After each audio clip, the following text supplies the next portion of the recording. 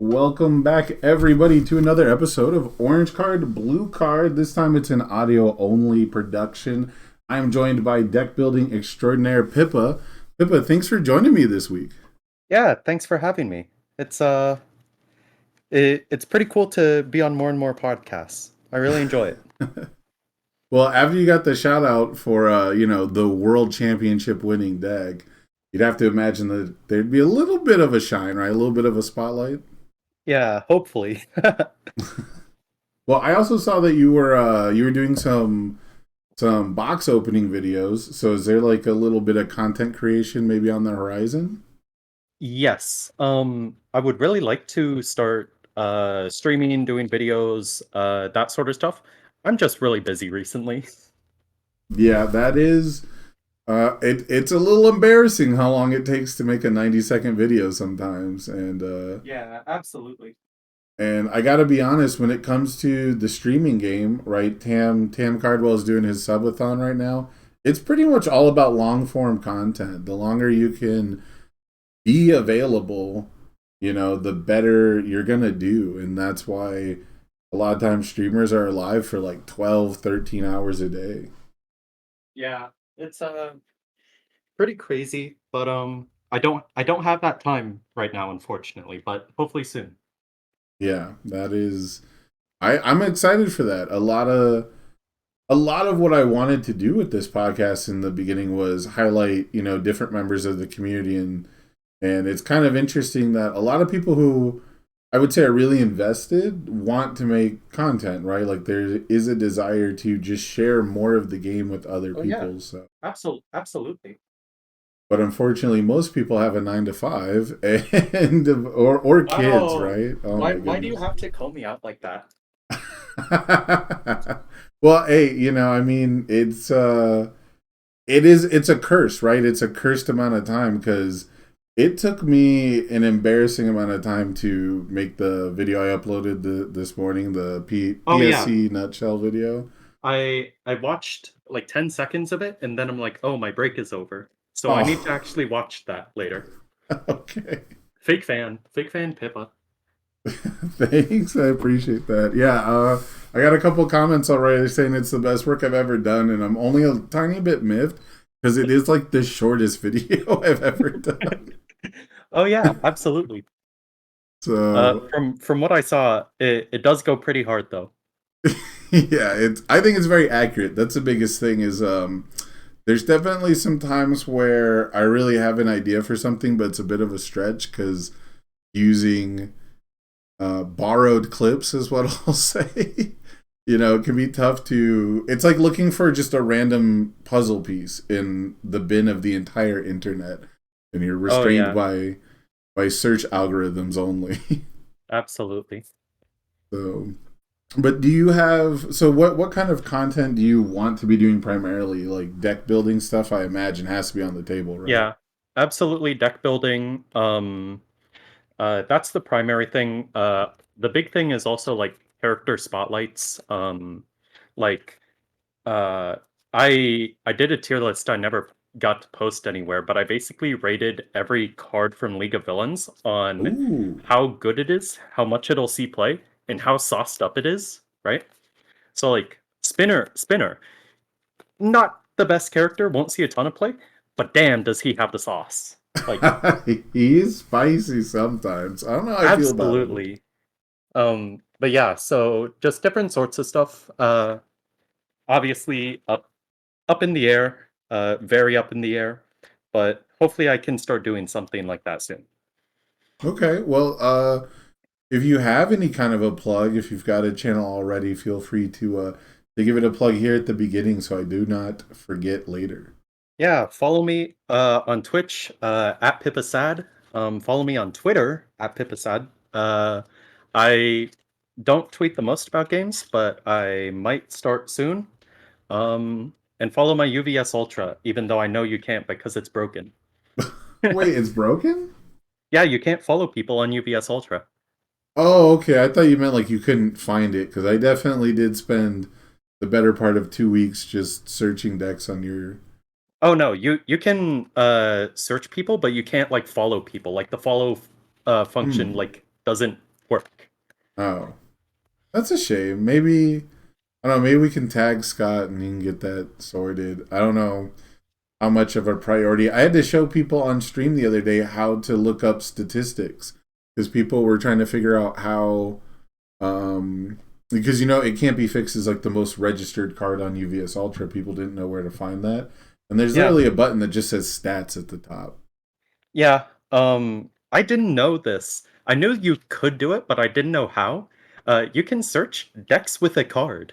Fun fact. Oh, so that is the main impetus to get UVS Ultra online when the former UFS Ultra .net, I think, was basically abandoned because the person who was maintaining it just in their free time, got super busy.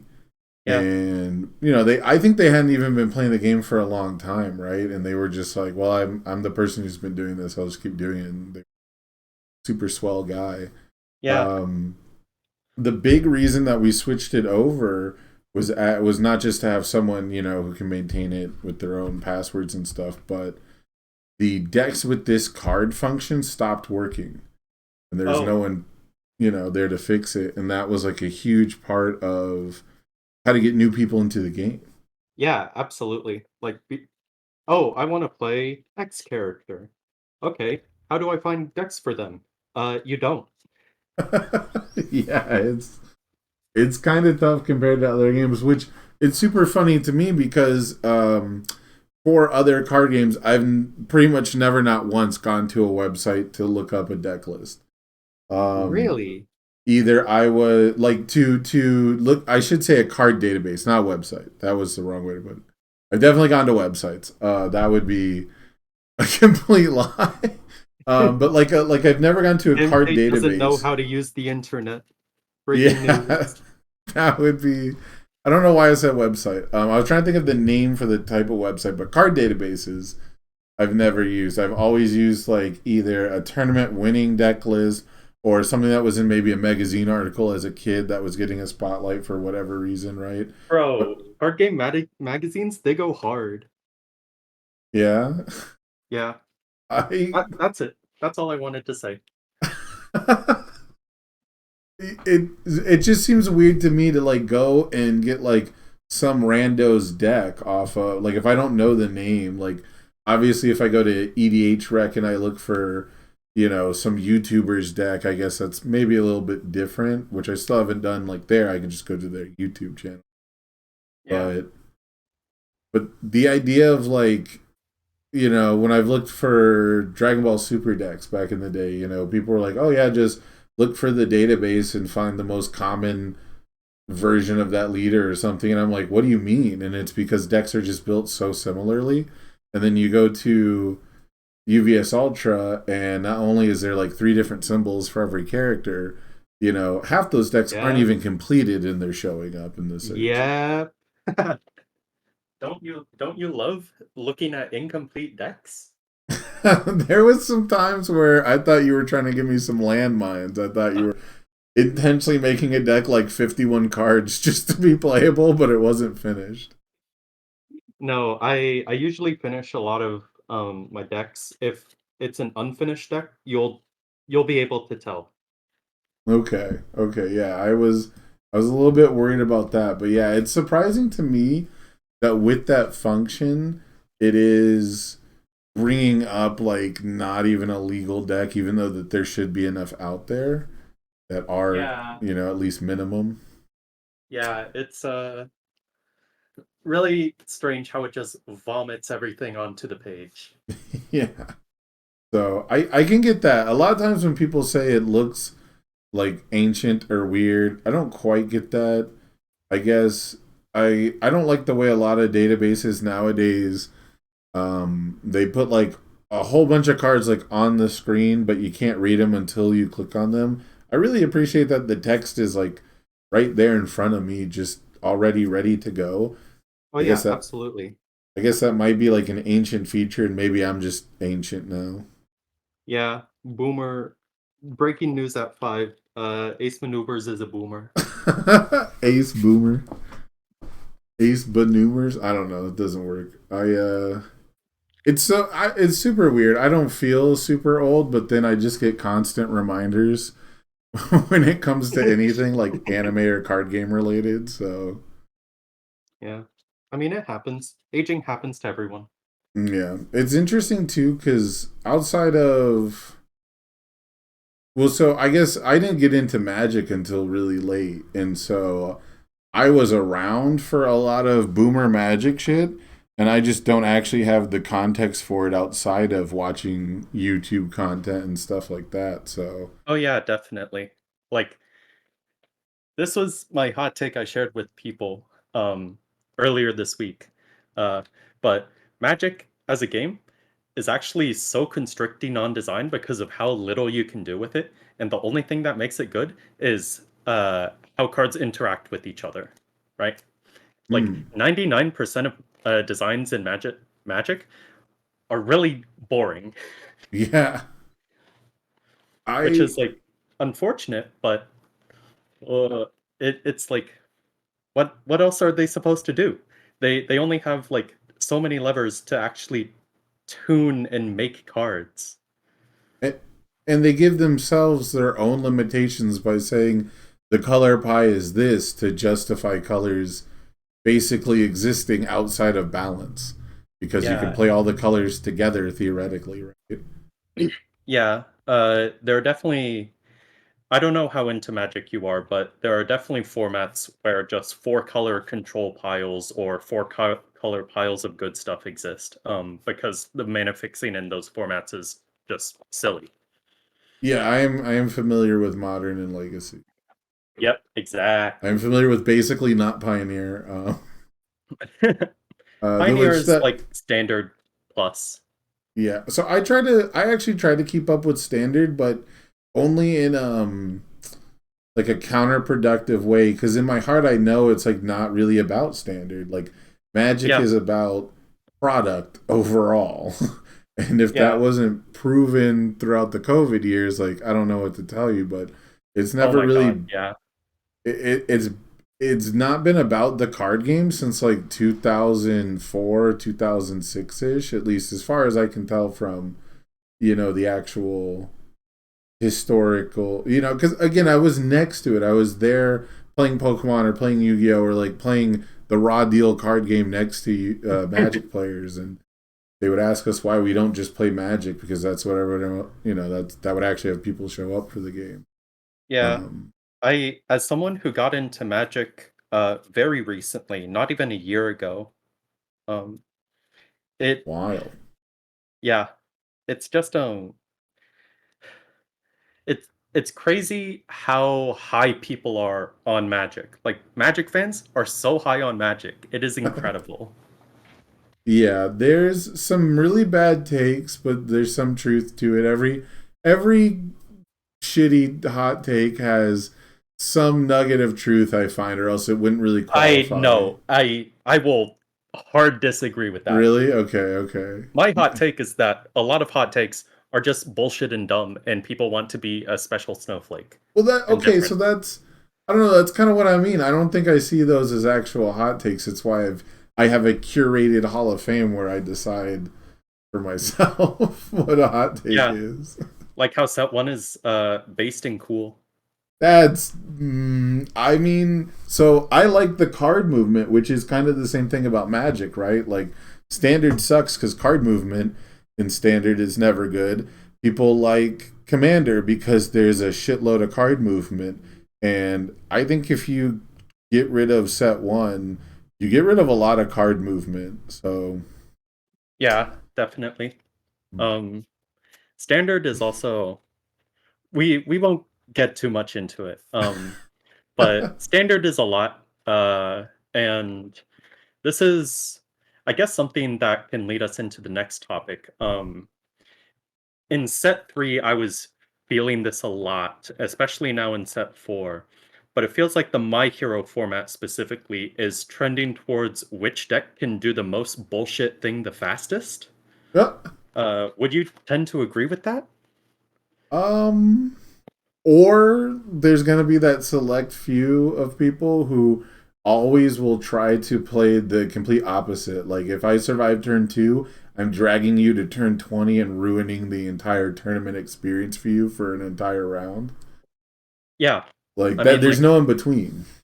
yeah, definitely. And I feel like the that latter point is in response to I need to stop my opponent from bullshitting me on turn 2, right? I need to have Uh, every piece of protection possible because my entire stage has to be playable while committed and or hating on stun to protect my cards to actually defend on every attack. yeah. Like it every time I think about like playing for the next turn where I'm like, okay, well if I destroy my whole stage, I won't be able to do anything in response. I'll ruin my backswing chance. I just die. Yeah. I just Uh, Offense in this iteration of the game is very good and very easy. Um, which is kind of like it kind of blows because the game I don't okay, so statement. The game is in an incredible state, comma, if the top 3 decks didn't exist, right? only three, huh? Yeah, arguably 2. But I hate Jiro. Jiro can go burn in hell. Quote Andrew Holder. Man, it's so funny. I'm a little upset he gets all the credit for hating Jiro because he'd post about it in the main Discord channel.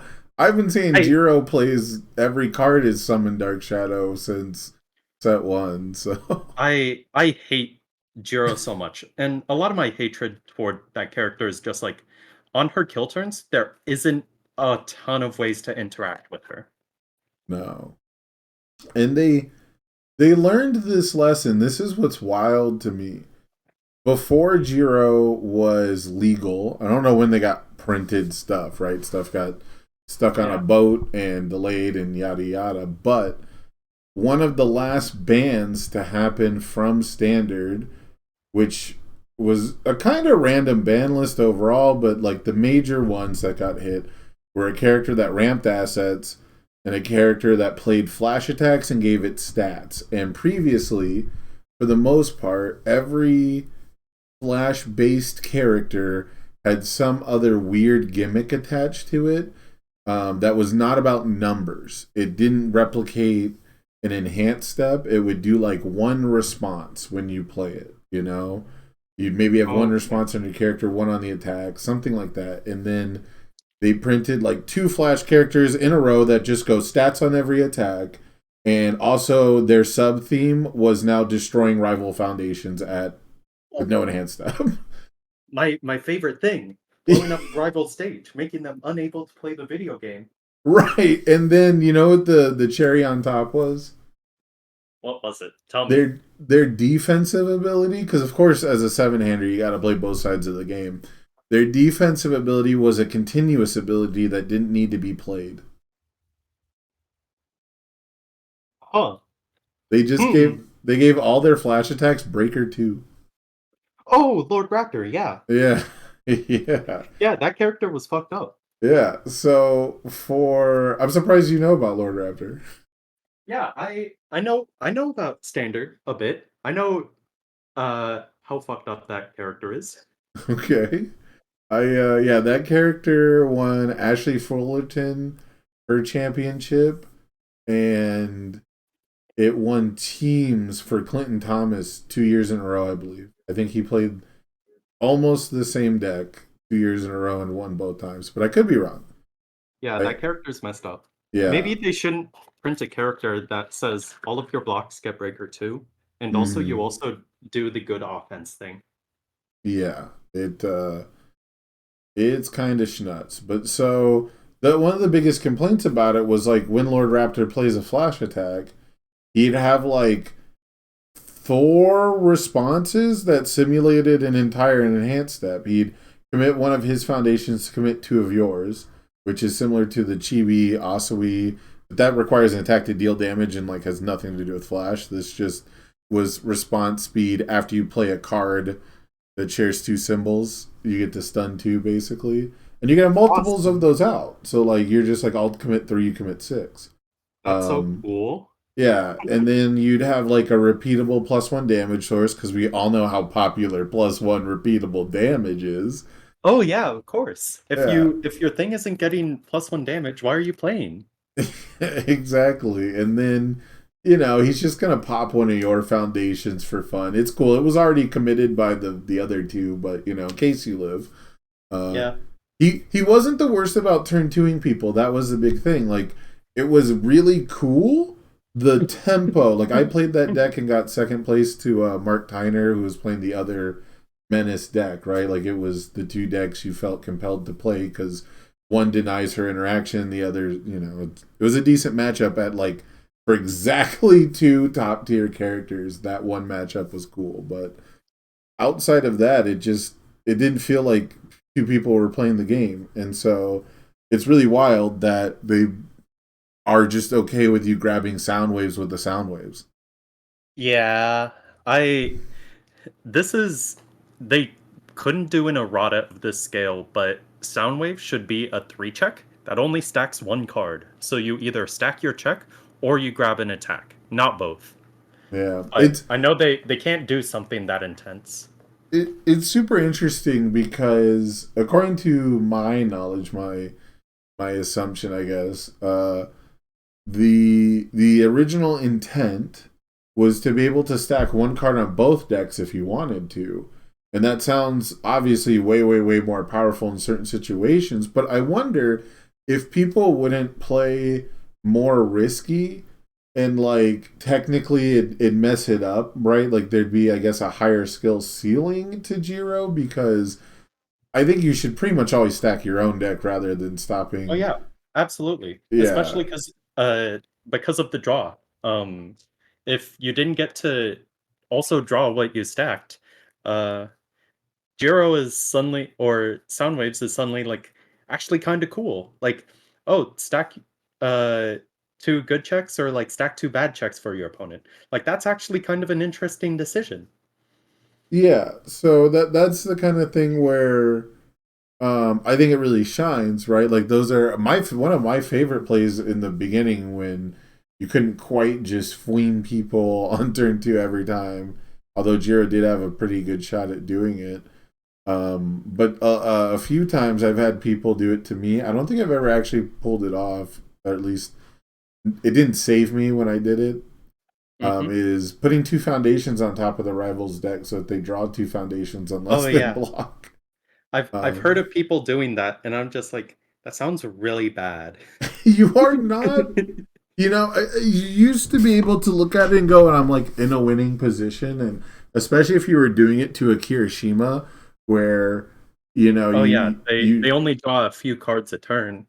yeah, if you were doing it to a Kirishima where you actually just denied him his enhances for the turn and you hit him for like 5 damage, you could feel okay about it, but then you didn't play any enhances for yourself, so it was not a winning play. It was just really funny.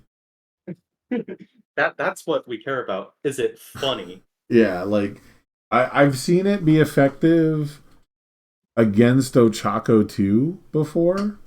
Where like Ochako just didn't have any more blocks in hand, and you're like, well, I can run out these no momentum or the like the one momentum sound waves, and instead of dealing another 7 damage to you, I'm just gonna stack two foundations on you. Yeah. So then they just built and passed. Let's go. We love Yeah. building. Yeah, that's the mega mind. That's the kind of control, the kind of cute plays I think that make universes really special. It's just, and I mean to go back, I guess, to the Magic parallel where it's like, is that what you really need for your competitive scene for those plays to be like the highlight and the focus, or does just their existence, even if it's not going to be the most optimal play most of the time, but does their existence not just justify how cool the game is anyways? Yeah, this game is super cool. A plus game. It's an A+ game for sure. We just want to play some. We want to play more of it. Yeah, I playing the game is it's pretty cool. It might be underrated considering how many people want to play Otro, but they can be wrong. So my bad take, I guess, on Ojiro, I think I still put him pretty high on the one tier list I did, like around him coming out. But I definitely think my my idea on him was that he was actually going to be struggling to find the zones for the once per turn, and that there Oh were yeah, ways to interact with his cards and stuff like that. I was underestimating six hand size ability to draw cards, I think yeah, is the main thing. absolutely. Like the when he gets revealed, everyone's like, "Oh, he's so cool! You have to warp your attack line up to fit his wacky shenanigans. Haha, that's so cool." And then people realized, "Oh, you just build really aggressive ratios, and you have a card that says, actually, you only need to find two." And suddenly you're like, "Oh, this character just gets plus two on every single attack, at Yeah. least for free. Oh, and he gets a free one? Oh, I see." Well, and so this is unfortunately kind of a normal thing for me, even as far back as Tokoyami. I underestimated plus one from Summon Dark Shadow. A level up moment or like a wake up call, really, for me coming from standard was that the plus one on just like a two poke turn. Like I really was hard pressed to poke with Tokoyami early on in the set one format and to not want to use my precious blue card unless I'm playing like a full string. But Daniel Nelson kind of convinced me with some matchups against Asui, like two seven handers, where like poking for just two and getting that extra speed changes things a lot. So Oh getting yeah, absolutely. plus two, that's a big deal. Turns out stats matter. Yeah, and it's really wild that he gets plus two so often. The I think the 50 card minimum deck also got a little overshadowed for vets because we still don't really see too many decks playing minimum deck size. Yeah. I don't think any of the decks at the HLC were actually 50 except OG Rose and G Rose, and even then most of those were 51 to 54, Yeah. and a couple Um were over 60. So yeah. I think like I've seen a lot of discussions about increasing the deck size would help decrease the consistency of aggro decks finding all the good ones, right? And I think right. it's actually super valid, but I think you couldn't do that in set one or set two, maybe in set three, but going on where we have sets four, five, six, any more, we have a big enough card pool to where I think increasing the deck size is like actually viable and like a way to. Obviously, it won't kill any of the aggro decks, right? But it'll make their high roll turns much less frequent. And maybe it's not much less frequent because it's like 1.5 hands, right? Uh, but that is like in the grand scheme of like games and everything, that is like a considerable percentage. Yeah, I think it makes a few select decks a little worse, right? And that's Yeah, just how it's going to go. I mean, you change the deck size, it's obviously going to have different effects per deck, but the World Championship winning deck was 57. So going up to yeah, 59 probably wouldn't yeah. be too big of a deal. And like, I think 50 deck size is actually like running just a hard 50 plus one. Like it's cool, but there are enough good cards in the format to where you can compromise, quote unquote, compromise your consistency by one, two, three, seven cards and still be very consistent and just include more of the good ones, especially in this format where we have a lot of really good tech cards, in my opinion. Um, Mm-hmm.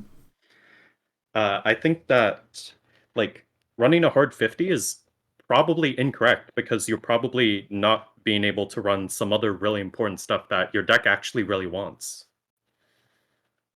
Yeah, not only would it open up a couple opportunities, but I mean, when's the last time you played a deck that was hard 4Xing everything? You can definitely just adjust some ratios on a lot of these decks, and they're gonna perform basically the same. Yeah. Oh yeah.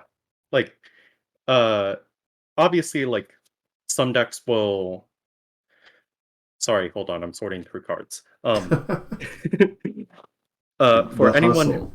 not aware, I don't have my deck for OCE built yet, so I'm doing that as we're doing this podcast. Ooh, the super spicy Literally, deck. literally brewing as we're talking. Um, Now you weren't kidding. You are busy. oh yeah, absolutely. What were we just talking about? We're talking about deck ratios and how you can just increase some counts and get better tech pieces. Yeah. As I mentioned, there are really good tech pieces in this format, and so you probably like running a hard 50 is probably incorrect in I won't say every scenario, but a lot of scenarios. It's it's very difficult for me to find the right number. I've played 16 out of 50.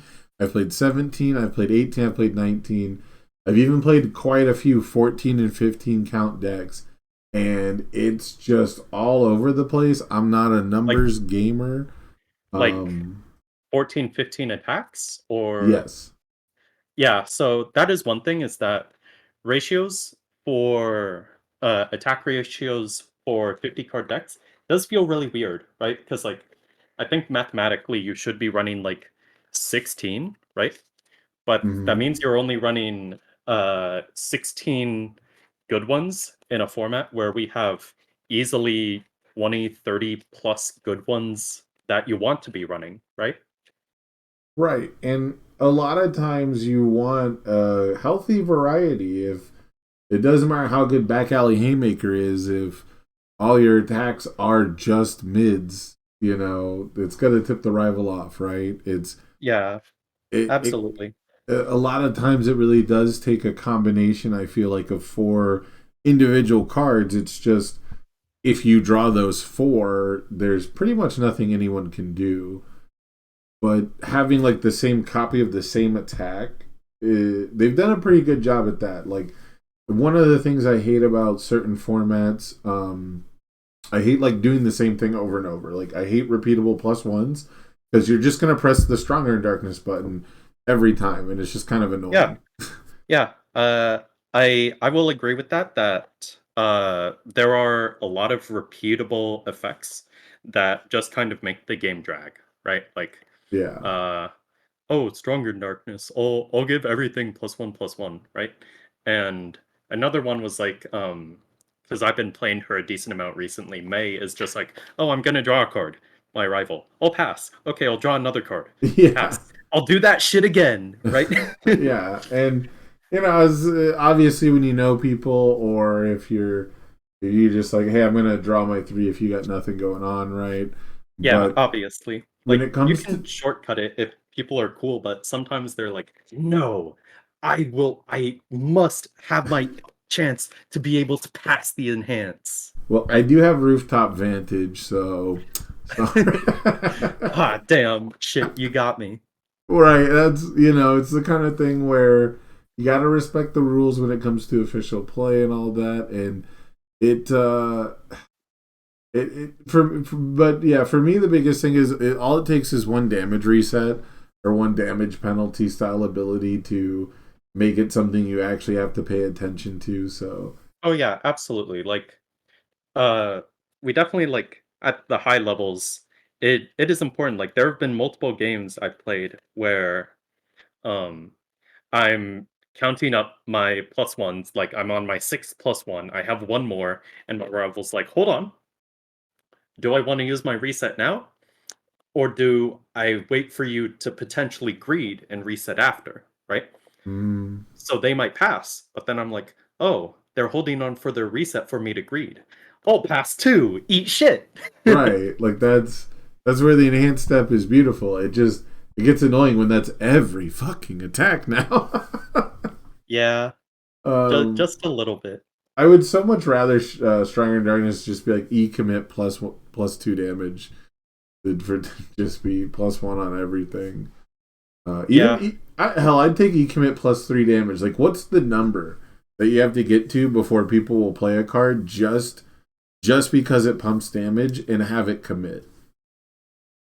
like you have to have your ooh, Like literally, okay, it's an ability that says nothing on it, but E just commit plus X damage. What's the number? okay, so um surviving beast force, if it wasn't conditional, I think is actually really close. Okay? Okay. Which that's a big if, right? They have a lot of like commit plus 2 damage, conditional plus 3 on like 2 diffs, right? Uh huh.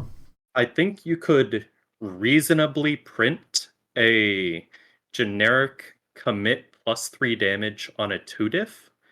Um plus 4 damage might be pushing it a little bit, but I'm someone who pushes my designs, so I'd say fuck it, ship it, right? Um Damage is I a think lot safer to push than speed by far. yeah, I think this might be a hot take. You could Ooh. easily print commit give your attack plus 6 damage on a 3 diff. Okay. Yeah. Okay. What if carbo loading just said difficulty of the card? Hmm. Carbo loading with your character. Well, it'd have to lose the Osui symbol on it, I guess. Yeah, it'd have to lose Asui, it'd have to lose Kamui. No, it isn't on Kamui. Um So I'm a big fan of formulas. I'm that kind of gamer.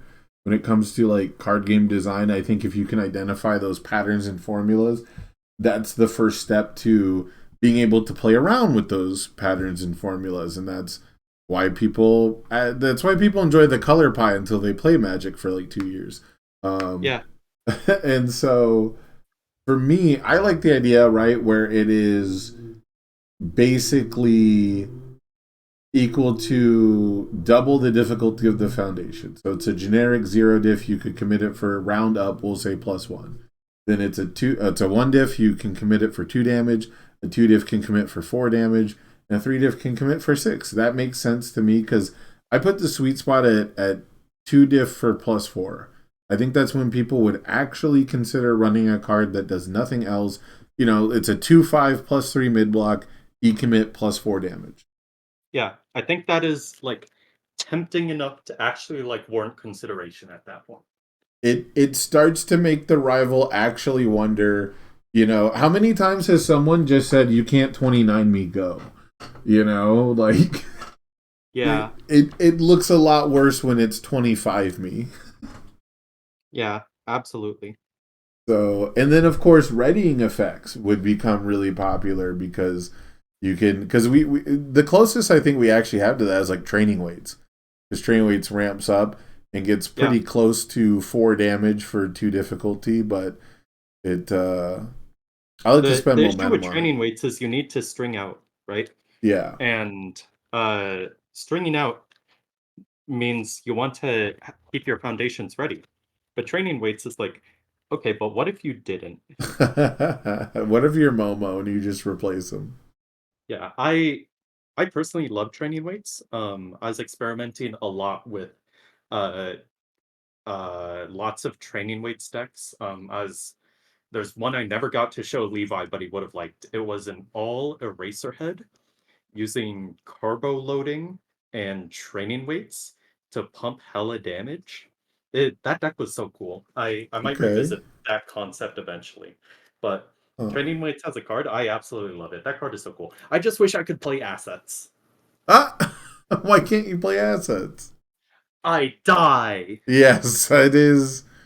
Oh man, it's pretty tough. I don't feel good about playing an asset on turn one at all. The only one that comes close is UA high, but it takes up my 3 diff slot, so Yeah. there's that. And even then, it's like even though you get the block right, one less foundation, something that could have been speed hate. Like it really only counts because grabbing summon dark shadow replaces a bunch of foundation. Yeah, absolutely. So if it wasn't for summon dark shadow, I think I get pretty soft on that card pretty quick. Okay, I know a lot of people want Summon Dark Shadow banned. What's your take on it? On summon dark shadow itself, Yeah. Um, I'm not a fan of errata, so that's the first thing. I think if a card is a problem that you have to touch it, I would rather just see a functional reprint of something. Like I don't get why that seems to be a hot take with a lot of people. People immediately tell me that's stupid as fuck, and I don't understand No, I why. think like banning it and printing a fair version, like how long until we get fair unwavering strike, unwavering slash, right? Quick Like thinking. It's coming out in the chibi set. is quick thinking fair unwavering slash? It It kind builds of a is. card for a ready foundation instead of a card in your hand and readying one. And it's a two Okay, that check. okay, that's pretty fair. I Yeah. love quick thinking, by the way. That card is so sick. Yeah, I'm super hyped to play that. That was the card I was the highest on at the beginning of the when I did all my stuff on Twitch about the Chibi DLCs. I wasn't high on them. And then I played the decks and like while I still don't think they're gonna be like super meta relevant as far as power level goes, I think people will like them enough that they'll still get played. Yeah.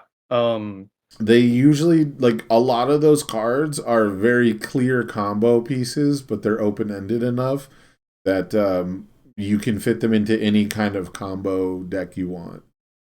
yeah, definitely. Um, But yeah. A lot of the cards are like really cool, right?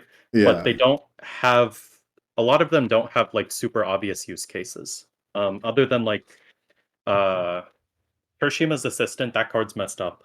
Um, what else? Uh, the that's card's like fine. yeah. How I mess? mean, I it's mean, fine. I It's messed up in the sense that it is a defense piece we really need right now, yeah, I or an so offense piece we need. Which saying that out loud is like, do we really need more offense pieces? Hmm. so my one thing I wish about that card because it's not a complete reprint. It's not a mechanically identical reprint. So I wish that they had just added one thing to it, and it could have been any small little detail that responds when you play it. Because A, if your rival has nothing that's like worth sealing on block, then it is kind of a dead card, so it gives it more Yeah. playability. But more importantly, it incentivizes people to use it for like a generic value rather than for its intended purpose, so to speak. And that was some of my favorite times of playing Dinky 1 with Unwavering Slash and Sports Festival. Yes, because it's very busted, but also because a lot of my decision making was okay, do I draw a card and get -1 speed to everything, or do they actually have like a breaker block? Yeah. Exactly. Um, Yeah, I think having multiple uses for cards is cool. Like make cards useful in multiple scenarios. A big card I've actually been I don't want to say high on because it's fine. But it's getting a tour. Do you know what that card does? You know, I think Tim Keefe brought this card up to me because I was complaining about like foundations that hate on stun or ready stuff. He's like, well, what if it readied it after it got stunned for a flip cost? And I was like, is this a fucking two diff Yes. compared to it can't be fixed? Come on. Compared to requesting assistance. Okay, but it can't be fixed as broken. Requesting assistance is that card is fucked up, and I'm surprised more people aren't realizing it's fucked up. I mean, I mean, like everyone knows it's fucked up, but it's not in the conversation because there's more fucked up things to be complaining about.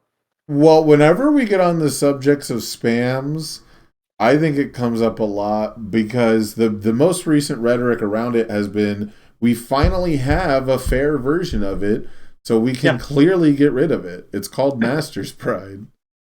yeah, Air um, symbol would be in shambles, but it'll get over it. It's a niche like symbol anyways. yeah. I mean, like air is pretty good. It just doesn't draw cards, which is kind of important. Like what does it, well it also spends its resources really fast. Like Yeah. it it has rescue completed, so you have to commit stuff, and then you have release, so you get to destroy it, and you get to do a really sick Momo impression as a air deck, but you don't Oh get yeah, passing the torch. yeah. Every deck on air can do the Momo impression with the or Aaron Life can do the Momo impression with release and rescue completed, right? Yep. The issue is Life gets actual card draw so they can play good defense. Yes. And it also gets the same speed reset that air gets. Um, and then it's got one other piece, I think that they both get wall cling for the sideboard, right? So like Yeah. your defense is on par with one of the best. You just don't have new training method and excited for blood and oh yeah, lost in thought. Okay. That's also a huge one for life is lost in thought gives you targeted foundation hate and you get to curate your blocks. Momo, by the way, can be Kirishima 1 now. Oh yeah, Lost in Thought is fucked up. I saw it, Lost in Thought, and I'm like, this card's fucked up. And everyone's like, no, it's fine. And then everyone, like 2 weeks later, are like, okay, after playing with this card for 2 weeks, yeah, it's fucked up. People were like, it's a really weirdly worded apathetic. And Yeah. it's like, kinda, except it gives Yeah. you a card you want back, like, from your stage. Yeah, absolutely. That card is ooh, it's so good. Ooh. I Yeah, I've recently gone down the rabbit hole where someone, I think, yeah, Bromley was teasing me by saying I hate building foundations or something like. But I dig ramping foundations a lot. I don't like it when my stage is my second hand. I think that's fair. Like it would be really cool because it came up from an old card, Metal Man, and it was being compared to like a spiritual successor to It was Metal Man. here's the promo, right? He's like when he can build attacks at the end and then he can like once per turn lift something. He gets to do it by as many times as he wants by discarding a Oh. card. Yeah, Okay, yeah. yeah. So he is enhance if this non-throw deals damage. You get to build it during the end phase face down, and Yeah. then discard a card. This attack gets or your attack gets +2 damage. Add one face down card from your stage to your hand. Yeah. So you get to kind of do a little loopsy daisy. It makes every single attack really annoying. It makes the symbol where you can build revoke face down really annoying because he just has revoke on demand. It was a corny ass deck. It was a corny deck that people were trying to build like to never have any non-attack cards all the time, and it got pretty close. A guy won a PTC in Canada by never doing. He would literally start turn one by discarding cards for bonus damage, and he would end his turn with no cards in hand every turn. And he would just be like, I have 29 health, that might be enough. Yeah. Yeah. Yeah. So it was I hate loops like that. So when they Yeah. when they made a design similar to that, the character got speed instead of damage, and they got it by committing a foundation, meaning you actually had to have some fucking foundations to start doing it. And that character was like unplayable compared to Metal Man. That's funny. Yeah. It's a mindset. It's a gremlin mindset. You have to be in the right mindset to play Metal Man. You can't be in that mindset to play Chun-Li. So Oh, Chun-Li is so cool. I love Chun-Li though. People do like Chun-Li a lot. Too bad both of her character cards are butt cheeks. You know, I was reading Chun-Li, like in the context of My Hero, this was like in set 2, and I'm like, this character's crazy. See, people think that all the time, but they think that about My Hero characters already too. So I don't think Chun-Li would be even remotely playable in My Hero, but she would be way better because Punch, Kick, and Fury is way more supported on those symbols. That is what I heard. Like the character card is cool, but her keywords were big ass. Yeah. The punches on air like she just didn't have the air symbol really, and the good symbol and earth symbol were also like, I mean, punches and kicks just weren't much of a thing. It is what it is. Like they went to Soul Calibur, so it was weapons. They did Cowboy Bebop, so it was keyword abilities mostly instead of like and the few keywords are like weapon and ranged, and then when it finally came back to Mortal Street Fighter, Kombat. That's a bit Darkstalkers. Mortal Kombat was Desperation, Weapon, and Fury. Yeah, Because that makes everyone sense. everyone canonically has like a weapon mode they can switch into, so Of course. you Why know, not? Weapons yeah. are cool. Cassandra, I think Cassandra actually hits the keyword roulette. I think, or not Cassandra, Cassie Cage. Sorry, wrong Cassie. I think, I think Cassie Cage hits like every keyword trait. Actually, she has a punch, a kick, a charge. What else is there? Fury. She has a weapon. She has a Um, weapon ranged. Tech? Which one? Tech? Tech, Slam? yeah, I think Akimbo is a tech. I actually have to. I'm so sorry. I have to know this right now on stream.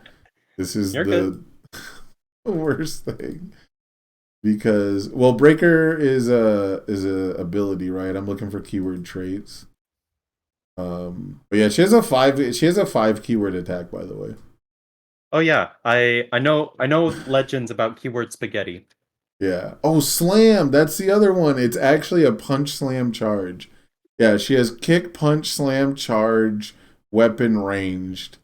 And then I guess she doesn't have a tech actually. I thought Akimbo was weapon tech, but okay, missed out.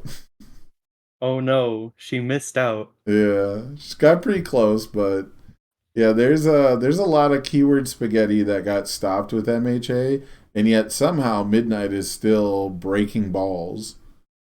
Oh, ooh, yes. Ooh, on the topic of midnight. Ooh, yes. Is that what you're playing for Oceania? No. So I Oh, don't know if you know this, but I'm a special little butterfly and I hate playing meta. so now that Midnight's meta, you can't play it, right? Yeah, exactly. What if I told you It's Midnight's horrible. not meta and people still think she's ass?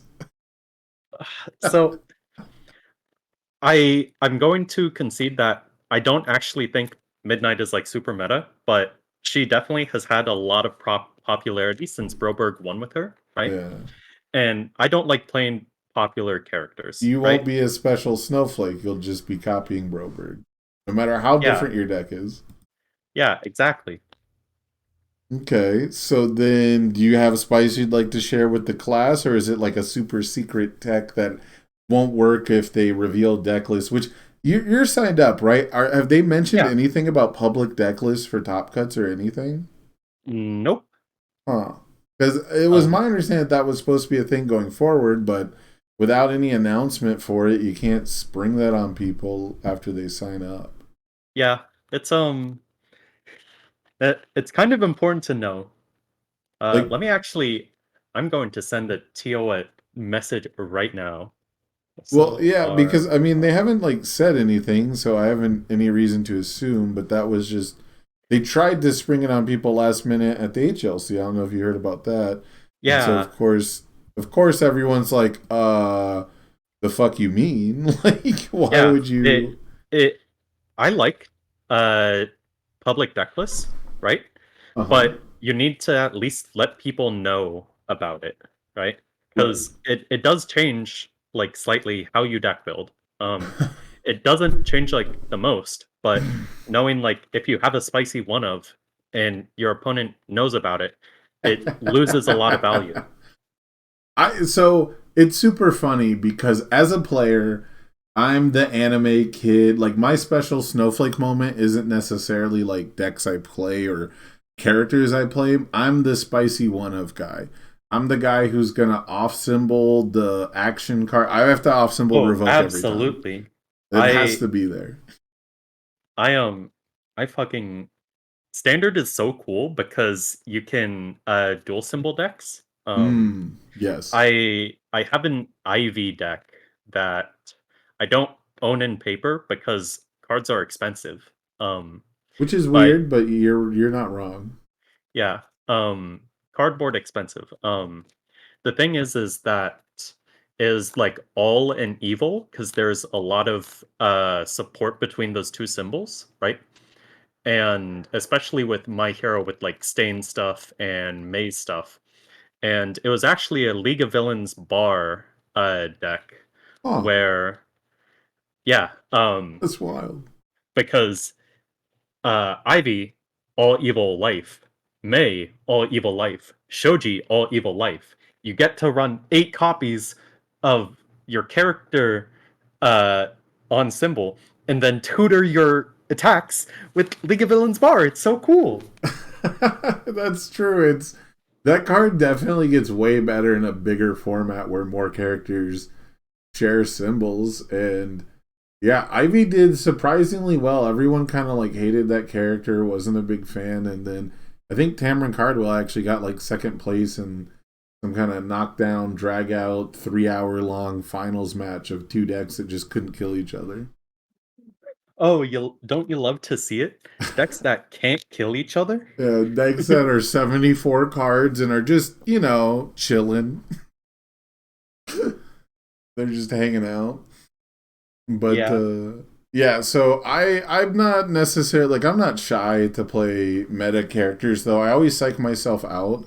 Especially well, at least back in standard, I would pretty much always psych myself out of doing it. Like I played one of the straight ass like worst characters of all time just for the meme because he's similar to a character that I got banned in the retro format and it was just a bad move. It was just a really stupid play, and I ended up getting my worst matchup of all time. Like actually, the worst matchup you could get from a character I'd What? never seen anyone play in a tournament before. Okay.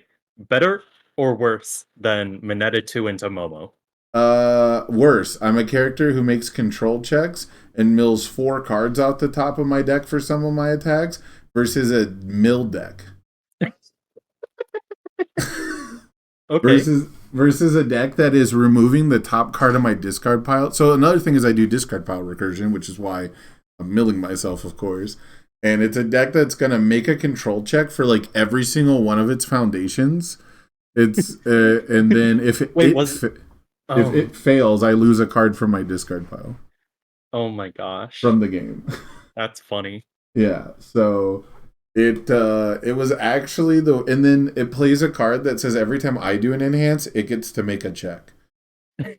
And it's just like, well, I guess I don't have abilities. Like it was the worst matchup I could have That's so imagined. funny.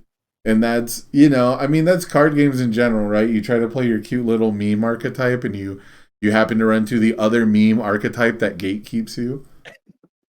Absolutely. You're just like, what are the odds that I'm gonna run into anyone actually playing mill? Right? And it's not like stall mill. It's like the turboist fastest mill deck I've ever Like the seen. Kurogiri mill deck that Yeah, popped up like at one regional. yeah, like it. Well, the Kirigiri mill deck missed top cuts, right? Yeah. He It was on a started like winning end. 5-0 and then ended like 5-3. Yeah, Call him it. Tamron Cardwell. Yeah, I remember watching him sweat bullets in like the final round or second to last round against Gamer Toga, like the very first iteration of Gamer Toga, and it was heart. It was a little heartbreaking. I mean, he was playing against Chris Bromley, so I'm obviously cheering for Oh Bromley. It's just who I no. know. But it was heartbreaking to be like 10 feet away, and I can see him deciding to do creepy realization now or later. And he's like, "Oh, this is so tough. I mean, I can dissolving this attack, or I can creepy it." you know? Yeah. And he's thinking like, yeah, what are the odds you could actually pass something? Because he could pass the current attack like exactly one more time or something. And he's trying to decide, and he doesn't do it. The creepy comes down, he survives the attack, but then ambushes happen, and it's like, well, who cares if you have to recheck an ambush? Yeah. And I was like, my dude was so close actually. Like the deck was sick, but Yeah, it is cool. I heard, I don't know the full story, but I heard like he was one of those people that like people were asking about his deck and he would not share any info about it. yeah, he did not want to be on stream. He did not want to give it away because it's a 50 card mill deck that's trying to gimmick the bottom of its deck for like exactly one turn. And Yeah. I think he actually got milled out by someone. So, you know. That how did How does the mill deck get milled by someone? That's because it's crazy. 50 cards. 50 cards. Yep, it's a 50 card mill deck, and you actually just check your ones in your flash attacks instead of drawing them because it's like eight attacks, right?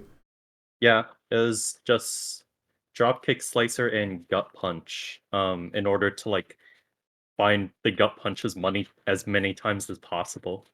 Yeah, it's like stack 3 gut punches on the bottom, and then mill yourself down to 3 cards basically, and just mill 3 to draw them all. Yeah, I almost got zonked at my locals by a Shigaraki playing gut punch. Not only did I almost kind of mill out because I was All Might 3 and I was drawing too many cards, but I just huh? That's just funny. Yeah, and I All the my other three can thing suffer. the other thing was I would end my turn with a high and a low in hand and think, well, I can just draw like 5 cards. It's cool. And they just start with like flash mid. Yep. I'm like, oh, that's an easy 8 damage, I guess. Um, so that was kind of a cool iteration, but um, so back to, I do want to talk about this just for a minute because it's on the topic of special snowflakes. Do you have any special snowflake stories from any card game events you've played in? Any like competitive events, like big tournaments? Many. I don't know if you know, but I have a long history of playing Pokemon competitively, both the card game and the video game. Oh, okay. And VGC I actually MHA. run 2 regionals for the video game. Played in nationals a lot. Ended up bubbling. Played in worlds once. That was cool. Um, Ooh. and my whole thing with the playing the Pokemon video game is kind of where I got my special snowflake thing. Is like Pokemon, the video game is actually the most complex, uh, like strategy game ever, right? Because you have 6 Pokemon, each with 4 different moves and the item, and then you have to figure out how they work well together, and then you have And their to stats. You and just their bring. stats, right? My favorite Um, is when you bring the specially bulky Pokemon that no one expects. yeah. Which actually, one of my regional wins was with Kecleon. Um, I was running, Oh, that's so rude. Kecleon is incredibly specially bulky, right? And so I was running it with a double intimidate core, so it neuters my opponent's physical offense, and then any special offense I can just wall them with Kecleon, right? That's hilarious. I only brought Kecleon to one game that tournament, or yeah, one game that tournament.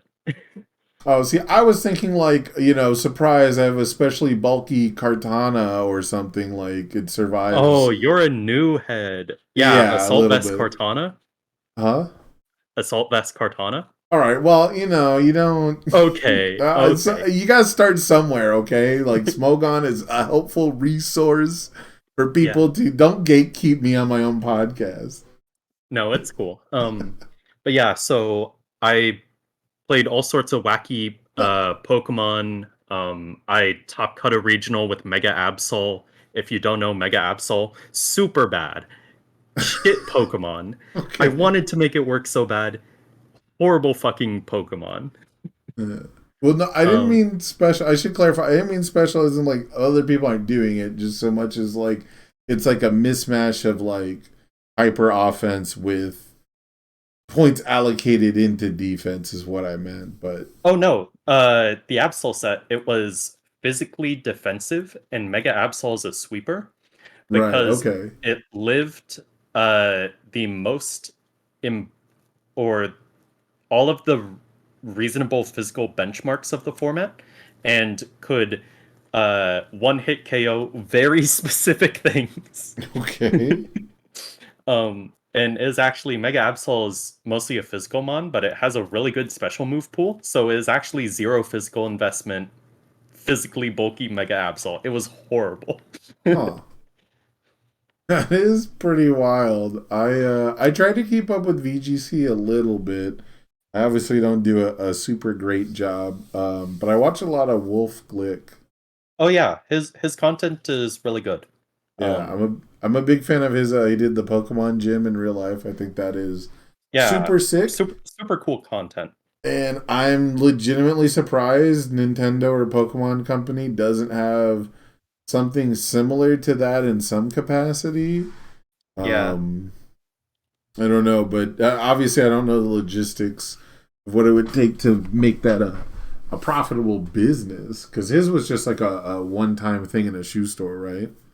Yeah, exactly. Yeah, Um, I was super excited. I thought he was actually found a way to make it into like a full fledged business, but it was still a super awesome idea. yeah, absolutely. In terms of like the card game for Pokemon, I top cut a state championship, which is like one step before below a regional, Okay. playing a special snowflake deck. It was, do you know how the Pokemon card game works? Yes, I am familiar. Okay, so it was Electrode Scizor. Electrode basically blew itself up and gave your opponent a prize, but you mill the top 7 cards of your deck and attach any energy you find, right? Oh, what year And was this? Give me a. this was like 2011, 2012. Okay, this is a little earlier than I was thinking, but Yeah. okay, okay. I think I know where And we're at. then Scizor did 20 damage for each energy attached to it, right? Hmm. And at the time, basic search was really, really good. So you could very easily set up 3 Scythers, 3 Electrodes on turn 1, evolve all of them turn 2, give your opponent 3 prizes, and then be swinging for 200 damage, Oh, right? And then double colorless energy was in the format. It's basically a special energy that just counts as 2 colorless. And Scizor had the ability saying it is immune to enemy Pokemon that have special energy attached. So huh. I'm swinging for one hit KOs, and most decks can't touch me, right? And it's kind of like a gimmick deck, but I loved it, and I managed to top cut a state with it a million years ago. Huh. That's pretty tight. I dig that combo. It's super funny. Those are actually two of my favorite Pokemon cards. Only because I loved like the base set, childhood nostalgia electrode idea of blowing itself up to provide Yeah, energy. Because which I go ahead. uh so I've been out of the Pokemon card game for a bit because I just like am not in love with it. I Too think a much. lot of the design decisions they make are really, really bad. Yeah. Um, but they're printing a card that basically it's very similar to the Electrode where you blow it up and give your opponent 2 prizes, but you search your deck for 5 energy and just attach it, just fucking slam it onto the table. Are you a welder fan? Oh, well, yes. You're Welder's well. so good. Yeah, welder's pretty cool. I think welder is like right where like the high roll over the top should be, but if welder is really consistent, it seems like an issue. Yeah. I kind of disliked Welder because it made a lot of decks on that uh color just very samey. Yeah. I I'm an electric Pokemon fan, and so I didn't as a kid. You don't care about what's good meta, whatever. The main thing was my sister was the best Pokemon player at our local Barnes and Nobles, and she played a Let's water deck go. because those are her favorite, and she would look up Pojo.com rain dance deck lists and like use those, and I would just go, well, I like Pikachu, so I'm going to use electric Pokemon, and it beats your deck. And Of so course. I Why did why all haven't the I thought of that? huh. Why haven't I thought of just play the deck that hits for weakness? I hate weakness, by the way. Well, Weakness so blows. she adapted at one point and started playing like week two grass Pokemon. At some point Okay. because what's really too many tangents here, but what's really fucked up is Squirtle actually ruins the triangle in the card game because like Charmander, Bulbasaur, Squirtle are like all weak to each other, except instead of a grass weakness, they gave Squirtle electric. Let's go. Just out of nowhere.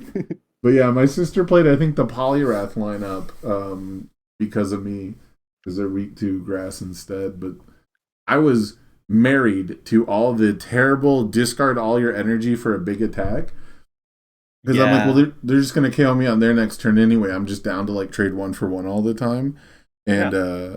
I would actually start to play like fire and electric together because they had like similar themes of just discarding energy, which is the worst thing you could be doing.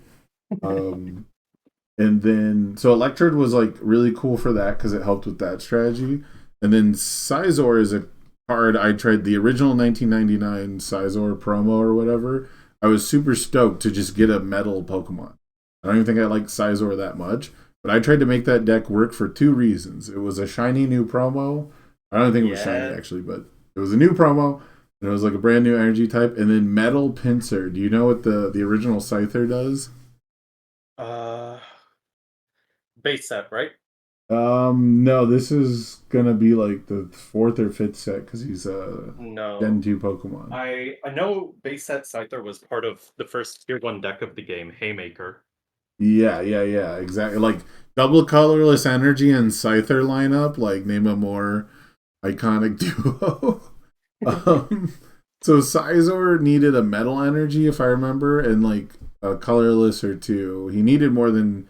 I remember I ran a bunch of double colorless, and you have to evolve from Scyther anyway. So, but the main thing was his attack said you would flip a coin, and you get to flip it until you get a tails, and you just do like a million more damage, or Of whatever. It's probably course. 10 at a time, but as a kid, I was like, all I have to do is get 7 heads, and I just KO a Pokemon. You know, just be better at rolling dice. Yeah, well, and so back then we used the stupid little plastic coin. It says flip a coin, we flip a coin. I didn't even own dice. Yeah. 1998 Sam Tate, like dice or something I could choke on. My parents would let me have dice. Not that much of a boomer, shit. That's funny. That's Uh, fucking hilarious. but yeah, I never did anything competitive in the Pokemon card game, mostly because I was absolute trash anyways. But my sister had her deck stolen as a kid, and so like she had like a top tier Rain Dance, which I guess would have been off Okay, yeah. meta. Rain Dance was like tier 2. Yeah, it was like in there, right? So like she had a chance, and we would do like all the gym stamps and stuff, but like my parents didn't want us to drive us to like another county to play a card game event with adults, and I Yeah. don't know how separated it was at the time. And then when she lost her deck, it was like there's no chance. Yeah. That's So so unfortunate. I as someone who used to play Yu-Gi-Oh, damn. yeah, it's like she had it, and I still remember too. She had it in like this little Backstreet Boys clasp thing, like we're like penny sleeves. There's no dragon shields in this era. It's like in penny sleeves in a little Oh my lockbox with the Backstreet gosh. Boys on it. That's funny. Yeah, I did manage to put that deck back together with probably reprints. I don't think they were all like original editions, and like I think one of the Articunos wasn't foil or something, but I managed to put it back together for her like by the end of high school and gave it to her as a gift. That That's was cool. sick. Yeah. That's super cool. It did not get her to continue playing the game though. It did not get her back into card games. Um, Unfortunate. but as far as snowflake stories, I have one that I actually really enjoy telling because it involves off symboling, which is something you can't do in My Hero. Yeah. I wish you could. It'd be so cool. It absolutely would be. But my story is about playing the same card on 3 different symbols in the same match. Hmm. Yeah. And it was to get a win in at nationals, which is, of course, gives it like some stakes, right? It didn't just happen at my locals. Yeah, absolutely. Um, so the deck was. Have you ever seen Napalm Man? I believe so. Is he the one that puts counters on things? No. So Napalm Man says first F, destroy one rival foundation. Oh yeah, that's messed up. Yeah, that's a war crime. That's where. Oh, I've seen Napalm Man. What was it? Okay, yeah. Okay, yeah, that's messed up. Yeah, there is like there's a reprint, right? There's like a nerfed version, but of course, like only fools and people from Reno would play it. Um, I'm gonna see if I can't get the cards on stream while I talk about them. Anyone watching this. But so Napalm Man was like the deck to beat. It was like the new thing. It of course doesn't win. Jiffany Jamber does because being an 8 hand size is better than being a 5 hand size. Yeah. Like it turns out when I build 8 on turn 1 because cards don't count towards progressive difficulty, it doesn't matter if you destroy one of them. So Napalm Man was the deck to beat, and my teammate Chris Pratt, yes, that Chris Pratt, but not the other one, was wanting to play Napalm Man as well, and the diversity rule exists. And so I decided to play Pharaoh Man because Pharaoh Man was like a local favorite, and it shares the fire symbol. And so you just side into him.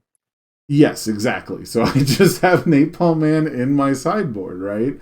And importantly, Napalm Man also destroys assets. So I would describe this as a 4-deck format.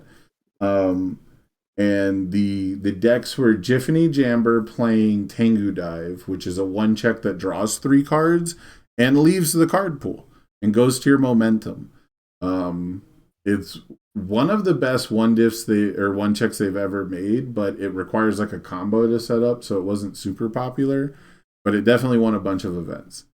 And you played Jiffany Jamber because being 8 hand size is just fine. You have the best chance to draw 1s and 0s turn 1, I guess. But yeah.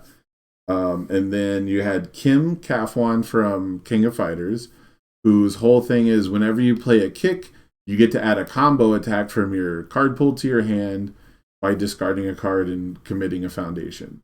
And so all your attacks are kick combos. It's like a 10 attack deck, and you get bonus damage on all of them based on playing 1-checks.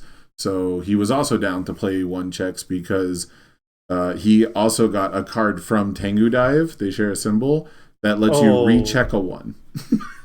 I see. Yeah, and then he also has he has like 2 different loops he does basically. He has a loop where he recurs the attack to his hand, and then he has a loop where he looks at the top card of his deck, and if it's an attack, it goes to his hand. So he has Destined for Mainstream on demand as long as he checks a 4 every enhanced step, and he loops the same attack. I don't know how this card ever fucking existed for over a year. And so those are like the 2 like older, I guess, more established decks, and the new ones on the block were the Napalm Man deck that just plays as many attacks in a turn as it can because it burns you for 2 for free. Uninteractable, nothing you can do burn. And then the last deck, I don't think did too well, but I think it still won teams, was called Turbo Man. And it does exactly what it says on the tin. It fast builds foundations and it tries to draw a bunch of cards. And it's like the pre-wheel and steel. I think it also played Tengu Dive, actually. And I think that was the Tengu Dive deck on the teams deck. I don't think teams had a Jiffany win. And so you basically actually had, I guess it really was Tengu Dive, Napalm Man. Oh, Ryu. I'm forgetting Ryu. I apologize. Ryu was the 3rd deck on the teams deck. Ryu is just Jiro. You know what you're checking because you fucking put it on top of your fucking deck and you get insane fuckloads of damage, and he kills you because he gets 1 momentum. It's the most frustrating deck I've actually ever played against. Against all those other decks, they have to like take some risk and like they have like a chance to not kill me. If Ryu is attacking me, I'm just fucking dead. So those are the decks. It's uninteractable combo, or like I guess it was interactable for Kim, but you have like a loop combo, you have powerful 1-checks, you have uninteractable burn, and you have super ultra consistent massive damage bump. And so I went with a character that is kind of none of those things. It's just consistent damage, but he does a cool thing, and he's a 7-hander. And that was enough for a lot of game 1s. So Pharaoh Man gives your rivals checks -1 during them, and he does Shigaraki things. Yeah, I looked up Pharaoh Man. This character's crazy. Yeah, well, I mean, he's pretty cool. He's like you stun 1 or 2 damage a lot of the time. That's how it worked out in that format, at least. And then he does cool things because the check hack adds to your check to block. And so you could see him as like an uninteractable 1 speed and 2 damage, which was like overtuned for the time, right? Like it was like higher in the tier, it's I guess similar to like a Tokoyami gameplay without the check bonus. Okay. But so I basically just played the Napalm Man deck with Pharaoh Man on top. And it was really the other thing that was really important about Pharaoh Man is Pharaoh Man has the life symbol. And the symbols for revoke are life, void, and evil. And so Pharaoh Man has life, and Napalm Man had void, and I was already planning to off symbol it. So that's cool. That's fine. That works out. The other thing about the format, though, and the third character I played was a champ card called Dave Wagner. Okay. And so Dave Wagner has one of the most simple enhances in the entire game. It's enhance your attack. It's 1 speed and 1 damage. Oh no. It's very similar to Pharaoh Man, but my rival can't choose, right? Yeah.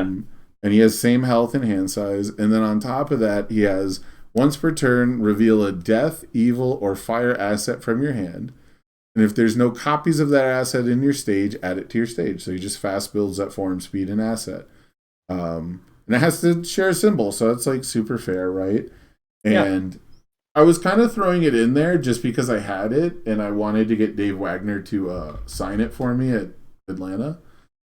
And the thing that made it actually like really meta relevant and made me keep citing into it is there was some really powerful assets in the format that the if you remember the combo deck I was telling you about that cares about doing its loop to look at the top card of its deck, it has to use an asset. And so Napalm Man can destroy assets, but Pharaoh Man can't. And sometimes I wanted to be 7 hand size going first. And so he can fast build homemade explosives to destroy assets, which was like super important to me. And like champ assets were just absolutely busted at the time. Oh yeah. Of Uh, course. have you ever have you ever seen Admiral Two Fist Von McChompington? Excuse me? Have you ever seen Admiral Two Fist Von McChompington? What is this? Admiral Two Fist Von McChompington. It is Hold on. Can you repeat that one time for the people in the back? Admiral Doofus Von McChompington. Okay. Okay, I think I get it. Yeah. So this is as far as I know, I think this is a Ben Shoemaker creation. It's a 2014 US National Champs, so I'm sure I could look that up if I actually wanted to. But I believe it was Blood, Sweat, and Beer's first asset. Okay. Blood, Sweat, and Beers is Dave Wagner, Phil Birch, and Ben Shoemaker.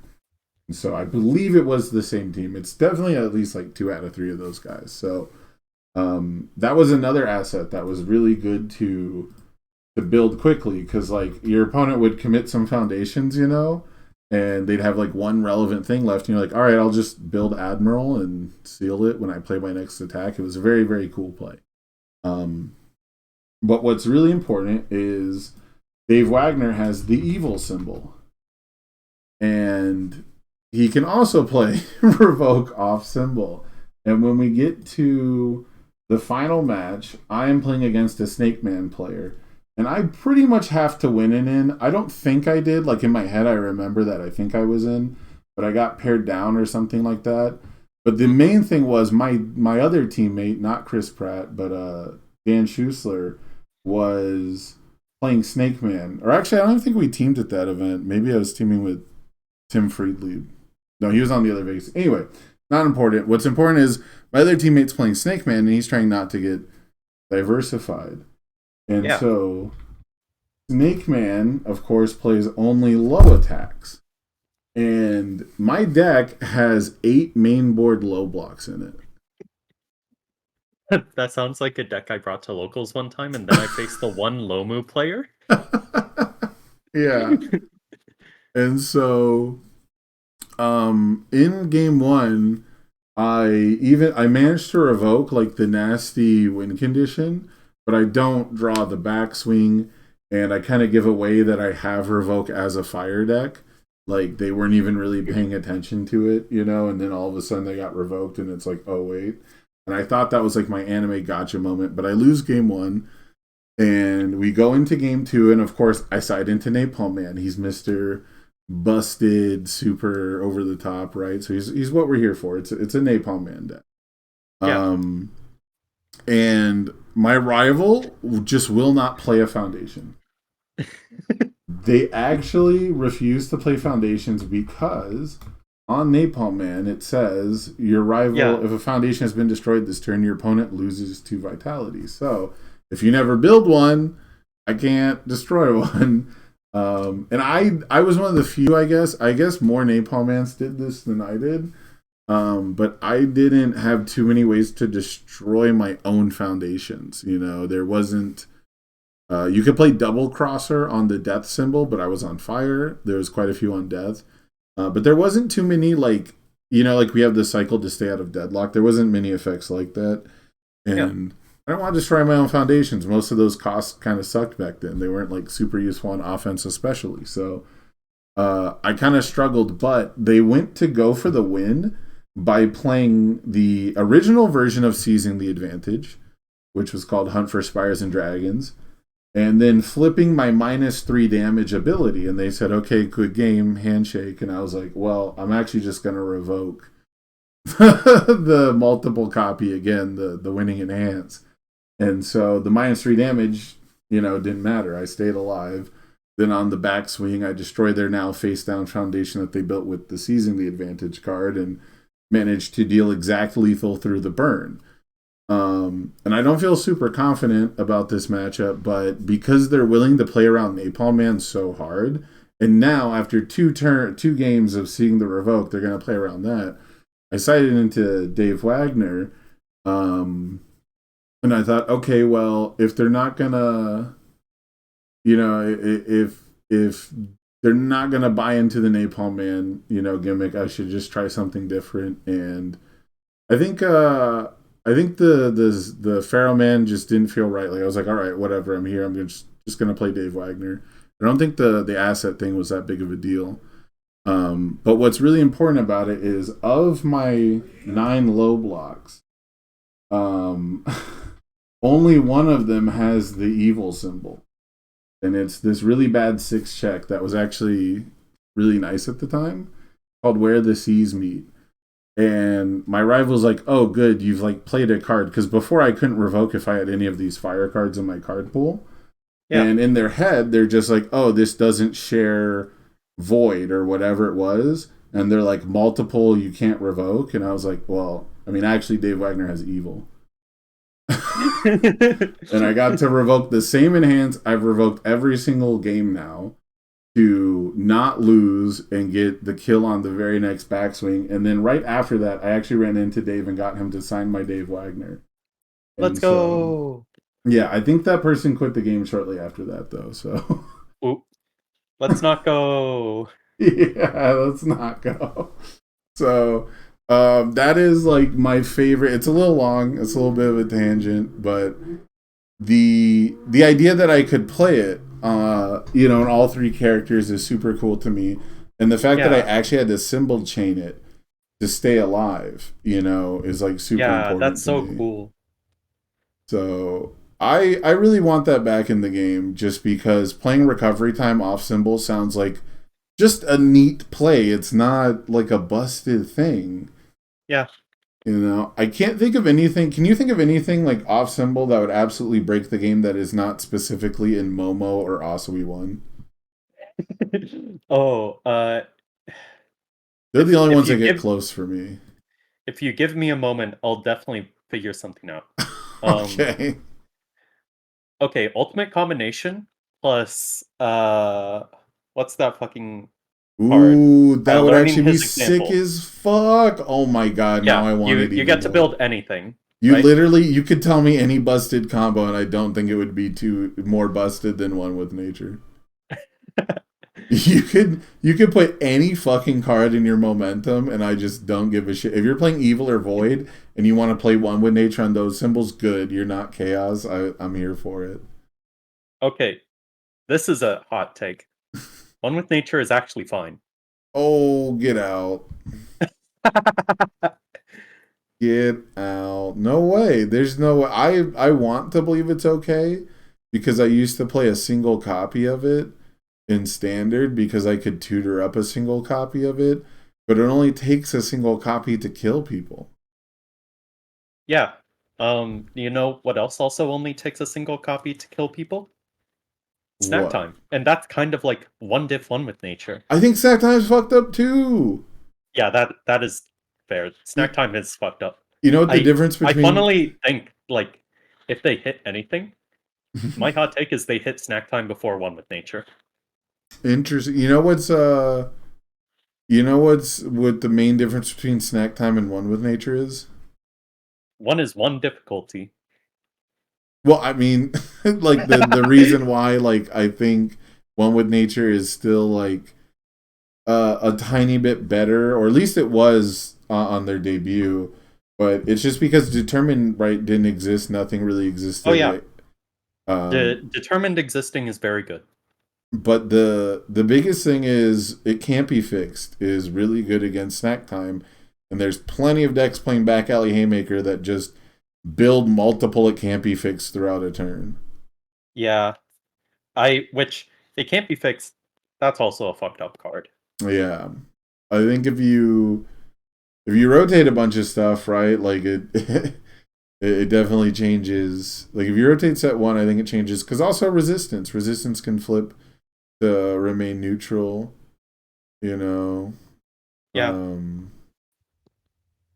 but yeah, I think One with Nature is close. It's just we don't have other ways of playing defense just yet. And I yeah, think that more cards like Decoy Duplicate, and I think it won't be a big deal. Because if you're staring at two Decoy Duplicates and two momentum and no way to interact with that momentum, and you start discarding cards for One with Nature, like you better be able to kill through, double decoy, right? So the yeah. game. The big issue though is a lot of the good defense, right? Decoy duplicate, cheerleader. There's a third one that I'm not remembering right now, but you need momentum for them. Oh, convenient timing, right? You need Yeah, momentum for them, which is kind of hard if you're dying on turn two. absolutely. Yeah, cheerleader. I asked for more things to do on defense with my momentum through like all of set one and two, pretty much.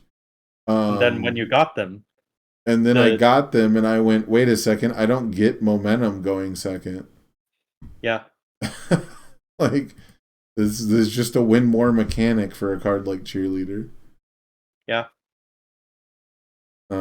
When it came to things to do with momentum, I'm a little surprised Decoy Duplicate came out as early as it did. So I'm really happy for it. But man, I also just get my momentum hated on in the most disgusting ways. yeah. I think there's like a lot of, I don't want to say incidental, but the momentum hate in this format is really good. Like, why does Karate Chop make me discard a momentum? Can anyone fucking answer that? Did Oh, it need that? Like, yeah, why not? there's this whole huge line of text, and it's like, oh, and by the way, fuck your momentum, bitch.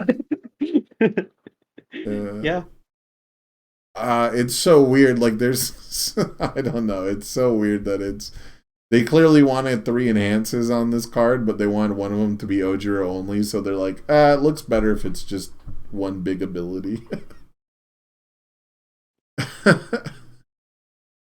I think yeah, it's wild that Karate Chop is usually just gonna stun the decoy duplicates anyways. You don't even yeah, need to discard that momentum. yeah, absolutely. I Like, so a lot of testing I did in early set four was against Dobby 2 and yeah, Momo 1, specifically because Nate DeWalt is Unfun Stuff sponsored now, so I get tortured by being the only person willing to training dummy to see what decks can possibly threaten Momo. Um, And Of so, course. yeah, and so a lot of times it comes down to I don't get a momentum based strategy because Dobby's gonna swap out a cremation for a capture evildoers, and Momo's Yeah, gonna once per turn search for instant shining flash.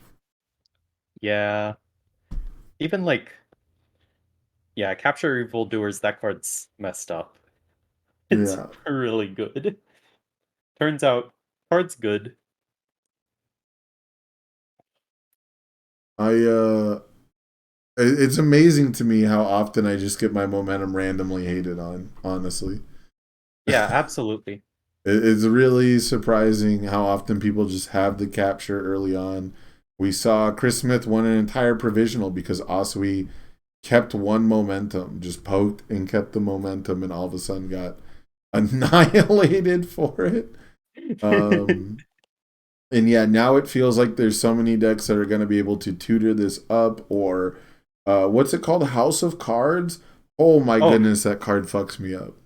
that card is crazy. Like, put the three on top of the deck at response speed while I'm doing something else is kind of insane. Yeah, just a teeny bit.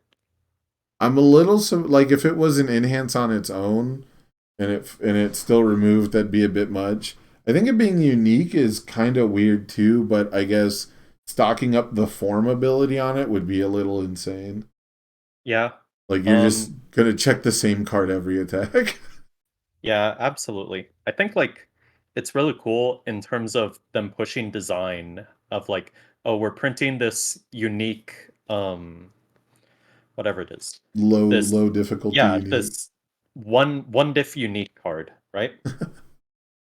I wonder, has there ever been a zero? I bet there hasn't been a zero difficulty unique foundation.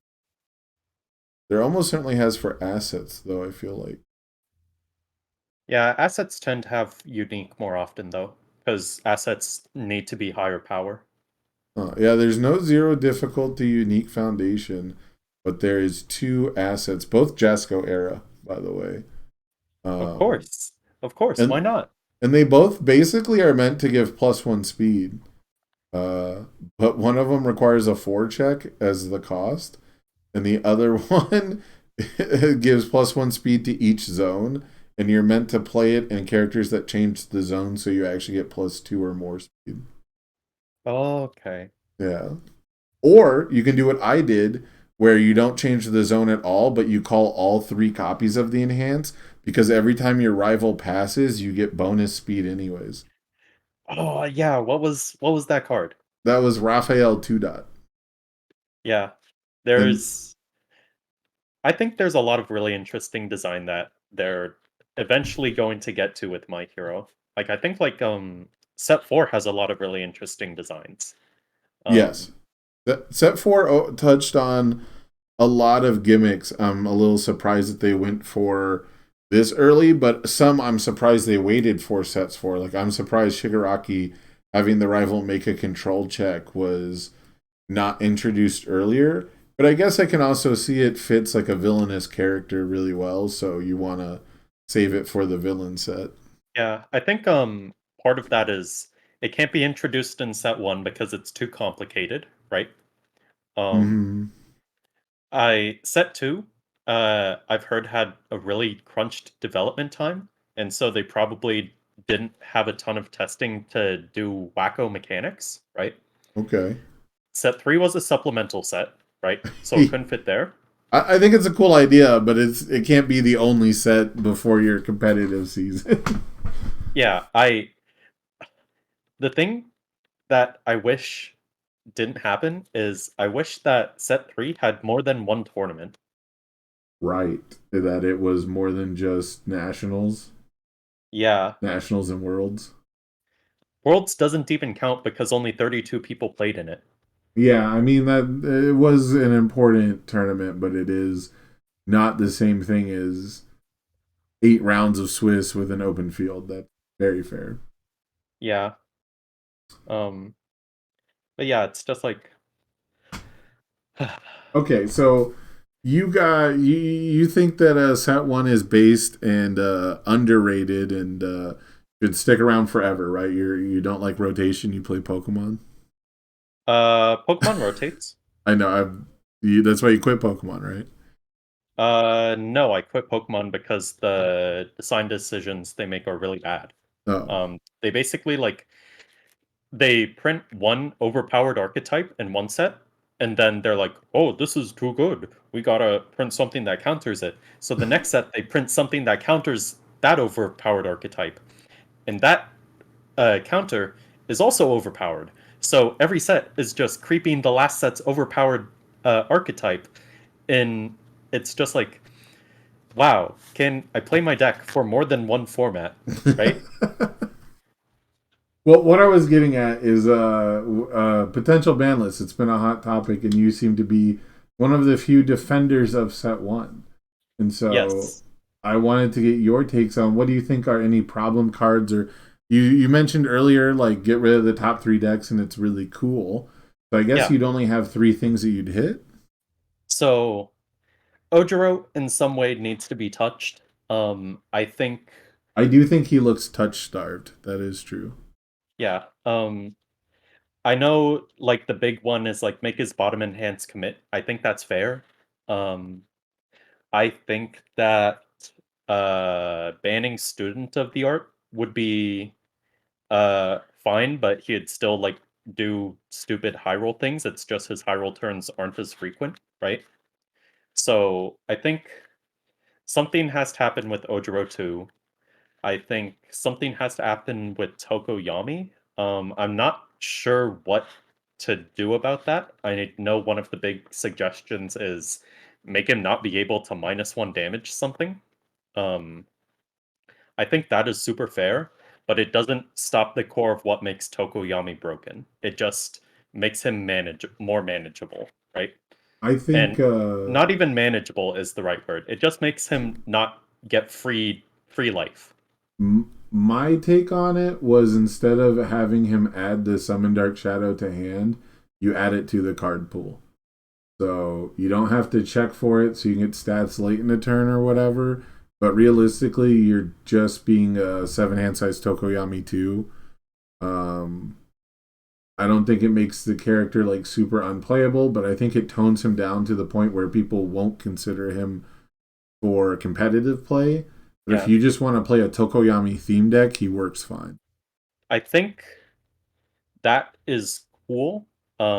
It also I makes back haven't to I back a haven't bit more appealing, and I like that card. yeah. I think that's actually a really cool thing because it's like, okay, you get your free stats, but you don't also get to hack your check, right? Right. Um, it does make him much more reliant on hitting Dark Shadow Ruin, which I'm not that's kind of like his issue in set one is like if he finds Ruin, he kills you, right? Right. Well, so like one of the plays you could make, right, is you can also pop it in for stats that you need for Dark Shadow Ruin. Well, I guess it wouldn't really make sense with Dark Shadow Ruin because it's the only one that cares about bonus to both Yeah. speed and damage. So you'd be like hard pressed to Frozen Slash. But I was also thinking that like you could make Forcing Surrender look more appealing for popping something in for stats on like two attacks and then getting rid of it. But yeah, you certainly wouldn't be just dunking people. And a big part of it is it kills his synergy with Twisting Azure Inferno. You That's don't, fair. yeah, you don't get to play it. But that would, I I think, twisting Azure Inferno is that's a problem in itself. right. That's, like, I don't like hitting cards around cards that you're going to have to hit anyways.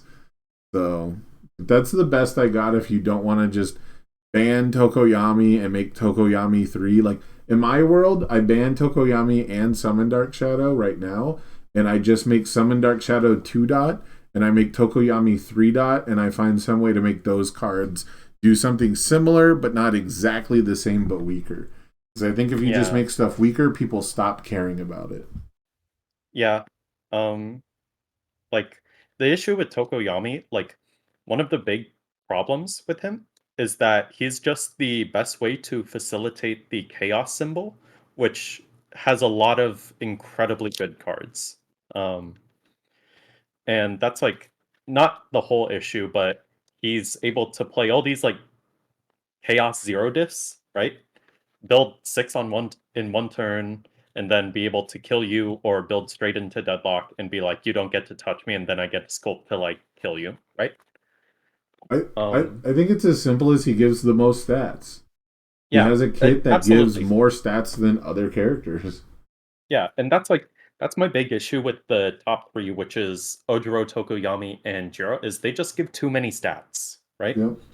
Um, like there's so many cool things you can be doing, but there's also you should probably just be giving stats to things, right?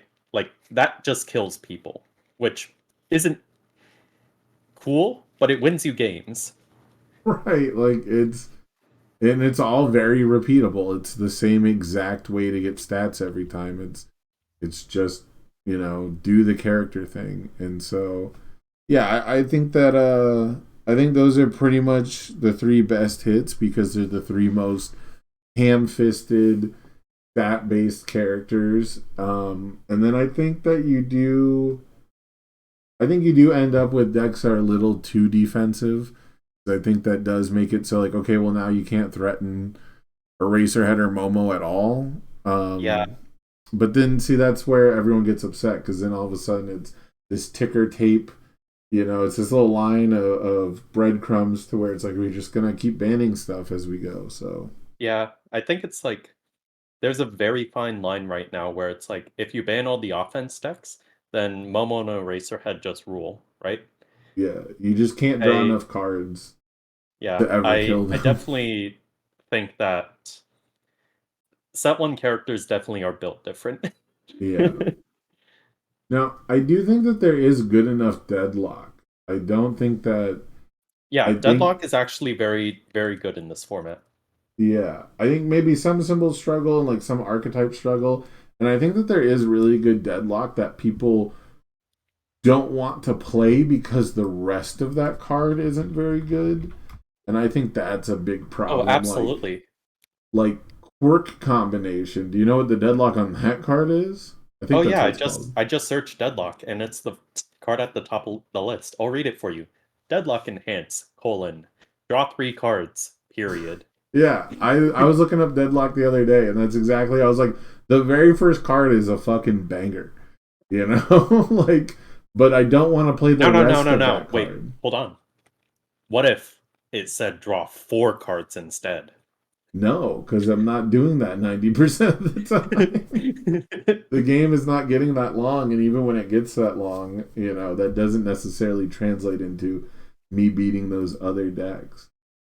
Yeah. Um, but yeah, that's the one that jumped out at me because like there's some that are like just deadlock stun 3, and that's neat, I guess. Yeah, piercing needle. Right, I which actually I deadlock stun 3 to someone and that shit felt great. you know what's really funny? There's a Todoroki 2 card, I think it is. Um, it's the downward frostbite that gives bonus speed or damage to the next Oh attack. yeah, yeah, yeah, yeah, yeah. And it And the says deadlock is like super fucked up, right? the deadlock is this attack gains stun 3.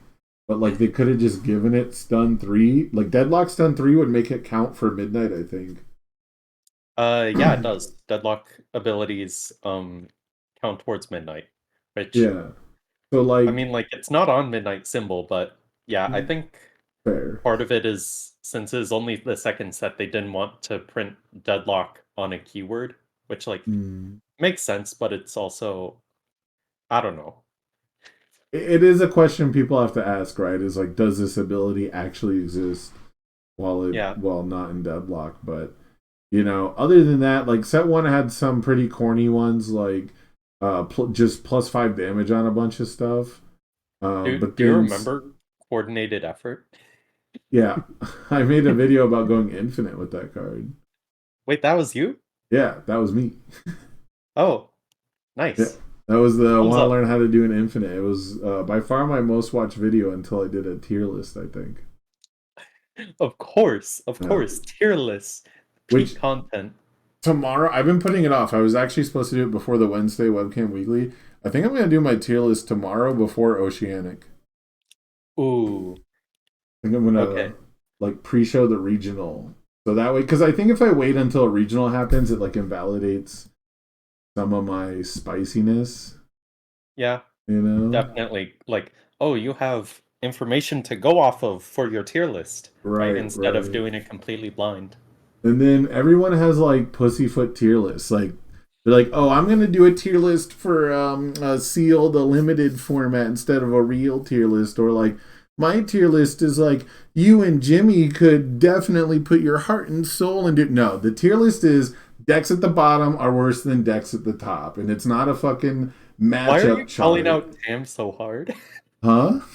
Why are you calling out Tam so hard? Sheesh. Well, I mean, it's just one of them. That's everybody else's. Everyone's tier list is like, well, the top tier is like cards I would ban, and A tier is like some really good cards, and we're gonna put like 20 characters. Like, why does your second tier have more than half the format in it? Like, come on. I mean, okay, so a lot of characters are underexplored, right? Then you don't deserve to put them high up on a tier list. Yeah, but this is the second part of my point is if the format wasn't so hostile, a lot of other characters would actually get explored and we'd actually have like more information about them, right? Like there are some incredibly powerful characters that no one's Uh, playing. You know what Ibara Shiozaki does? I know what She's Ibarra does. crazy. I She's know what crazy. And no one plays I her. don't know. Low attacks. Maybe she had a 1.3 million symbol. I don't know. Maybe if Okay. Recipro Burst was like a big deal. I don't know. Um, like it's the kind of thing where when I think about Ibarra, I'm like, okay, well, how many low attacks am I actually, You get tongue going? whip. You get tongue whip on 2 symbols. Yeah, it's just tongue whip. Is Like that there's not so good many enough other for decks. you? If you're gonna play Bar, just play Asui. Okay. But If you're gonna Asui, play Conway, just play Asui. Like they've been explored. We just decided that they're not as good as other characters. yeah, that's fair. Now, if Asui is very set one. yeah. Like I do think it's true for a lot of characters though, where if they get like Mount Lady, if the format's really slow and you get to actually just accrue 5 turns worth of ladies and momentum, like the payoff is real. Yeah, she's super cool if she doesn't die. But But she turns out does killing people is kind of good. practically nothing for like 2 full turns on her face. Yeah. And then like the worst part about Mount Lady is like I don't even want to play the extra characters. I just want to tutor momentum. Then I have to spend my momentum like Cringe. I have to Cringe. spend my momentum as soon as I get it to stay alive now. Yeah. Um, what's cringe about not stacking Mount Ladies? You're just a big bonus damage fan. It's not even the effective stacking mount ladies. It's just I love stacking as a mechanic. Oh Uh, no. yeah, I'm a Remulus player. I'm so sorry. No, come well. Remless is the coolest one out of Seventh Cross, so I can give you that one. Yeah, Remless, I'm big stacking fan. That's why I love the DLC. Remless is the only cool one because she doesn't rely on gauge. Uh, yeah, that's fair because you really just need like one copy of Remulus 2. Yeah, you just need to block, and she blocks really well, and blocking is based. Oh Um, yeah, absolutely. I am really sad because I never have Nick Reagan's luck when I play Remless. I can't possibly fucking check a 6 ever to play an attack. Like I used to play it with the whole reason I would play Remless is because she's a great enabler of one of my favorite assets, Reki Meki Maru, where every time a card leaves your card pool, you get to check a 6 and draw a card. She's like built for it almost. And I just never hit, and I could never figure out the ratios or how to make the deck consistent. I would play Nick Reagan's version and just partial block everything and die like an eraser head does. I don't didn't work for me. Yeah, so the secret is you just have to check fives on your attacks. Okay. Thanks. Thanks, teacher. Just Good check well. coaching. Thanks, coach. Yep. Um but yeah, she was absolutely like all the things I used to really like Reading Foundations before every symbol did it. Um I used to be a big fan of clearing my card pool until it became a water symbol thing instead of an air symbol thing. Uh, What, you don't like amphibious ambush and piercing thorn lances no. and Yeah, and the Mineta one that says if you clear the card pool, I clear the card pool. that card's actually cool. That card is okay. It's cool because you could I didn't force say it. it's good. Yeah. It's cool. It's cool because you can force it. That's what makes it cool. Yeah, definitely. Um, so we didn't actually talk about your Oceanic deck at all, did we? Are you keeping it a secret? You said No, I'm playing Mina 1. playing Mina 1. Mina 1. Yep. What? Okay, where would you put Mina 1 on a tier list if you were gonna make a on the spot set for going into Oceanic Regionals tier list? I think she's actually really underrated. I'd put her in B tier. Okay. Where like S tier is like the broken decks, A tier is like the really good ones, and B tier is like the solid decks. Because like Oh. going first, you're just a 7-hander, right? Going second, you get to free build one off of your face, right? So you really consistently build, and that helps you not die turn 2, right? Huh. And she also doesn't get bodied by Eraserhead. Okay, so this is mostly a meta call against Eraserhead? It's just a medical where I think this is the hot take is she is the most stable character to like I guess spoiler alert, I'm playing water. She is the most Ooh. stable water character to start with because Asui gets blown the fuck up, right? Kamui is pretty good as well. I think Mina gets Um, blown the fuck up too. I Mina mean, gets to free build a foundation. One foundation is really good, uh, especially when you're tutoring like the it's best not one like you find, right? free. It's like one card. It's like no check free. It's like You so the big misconception about Mina, right, is that uh people always say, "Oh, her response is just randomness." No, it's consistency. Any card you see during the game, you get to have it. yeah. I feel like people who think that she's too random for her response. I mean, maybe it's like a reason maybe not to put her in like S tier because it's not like super controlled. But have you ever played with new training method? That card is not bad because it's random. Yeah, You new know? training method is real good. But yeah, um Mina is she is one of the more stable characters IMO for starting, and then like you can side into all sorts of different stuff. I'm running a clown car sideboard. I have Oh, that makes more sense though. yeah, like you just start with her and it's fine, and then you can side into Kamui or Asui or Ibarra based on matchup, right? Your deck is actually just tongue whip, and the character is whatever you feel like. A little bit. That is There's the some water spice. symbol. There's some spice in there. Okay, well, hopefully you end up on stream because I actually really want to see this. I think Mina is one of the most exciting characters for the game, and I honestly wish more characters were like Mina Ishido because I think risk taking and gambling is just an integral part of the system, and I think Yeah, that's what a lot of more traditional card gamers don't like is when you go to play a card in Magic, you're like, well, I have the mana. If you have interaction, it might not work, but I have the mana and in our game, that's not necessarily always the case, right? So yeah, I love that Mina plays with that mechanic.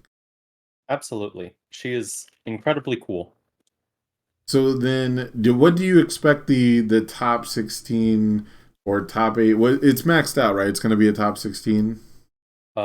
I assume so. It should be what 264, I think, and that might be top. That can't be top 32, could it? Uh, No, because Nats was top 32 at 512, right? no, but I don't know how they're doing it. I think it might just be top 16. At some at some point after Pasadena, everyone, and this includes me because I got screwed by this. Everyone got upset that it cut to top eight, even though it was so close, and they just said, "All right, well, we're just gonna fudge it and like make the top cuts more appealing." Yeah, So I think it might end up just being top 16 for everything, just to keep it like nice and clean. consistent. Yeah, I get Um, that. But so, what do you think that the top 16 is going to look like? You think it's going to be a lot of Ojiro and Eraserheads duking it out? Okay, so this is my other hot take. I feel like since Ojiro is the big bad of the format, everyone is uh building to beat him. So he actually is going to lose a lot of stock, right? Like Okay. obviously there are going to be Ojiro players that just hit favorable matchups and just smack people around, right? But I think with him being such a bad boogeyman that it is actually a danger to go into this event playing Ojiro because everyone is going to be teching for the matchup. It it certainly feels like you should be. And then what happens if you play my fear is I'm gonna play like anti Ojiro stuff and then just never see an Ojiro because that's my experience whenever there's a boogeyman that people are afraid of.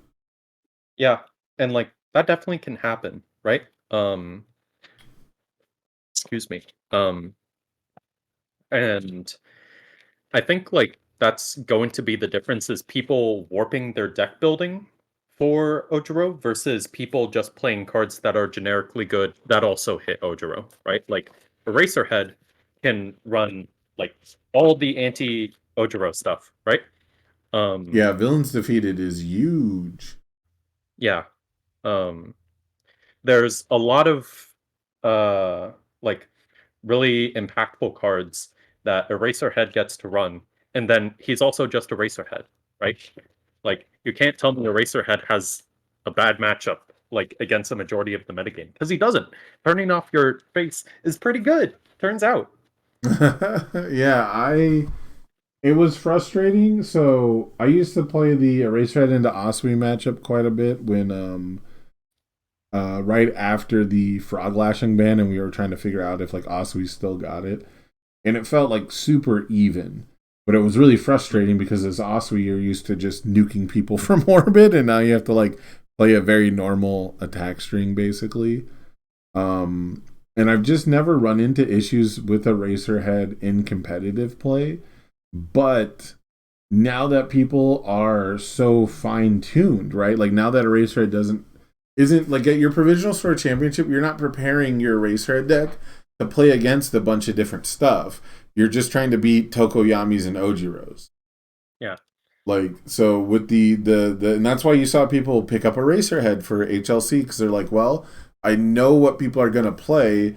I don't expect to run into goofy boy bullshit anymore, where you're gonna be, Mineta throwing me for 40 minutes out of the round or whatever the fuck, and I have to draw every villain's defeated to keep your jolts out of momentum, etc., etc.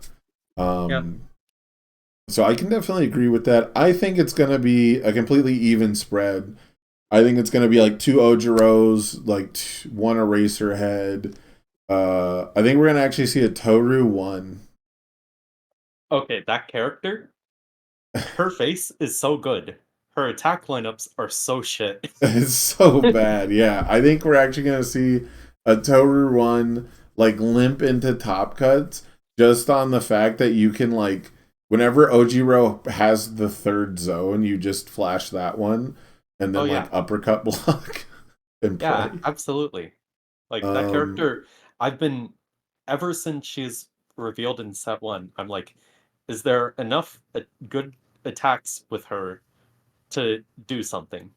And the answer is, in my opinion, still no. I was looking into her for a while for set four, and it's just, ah, being a six-hander on symbols that don't really draw cards, as well as not having really cohesive attack lineups is pretty bad, right?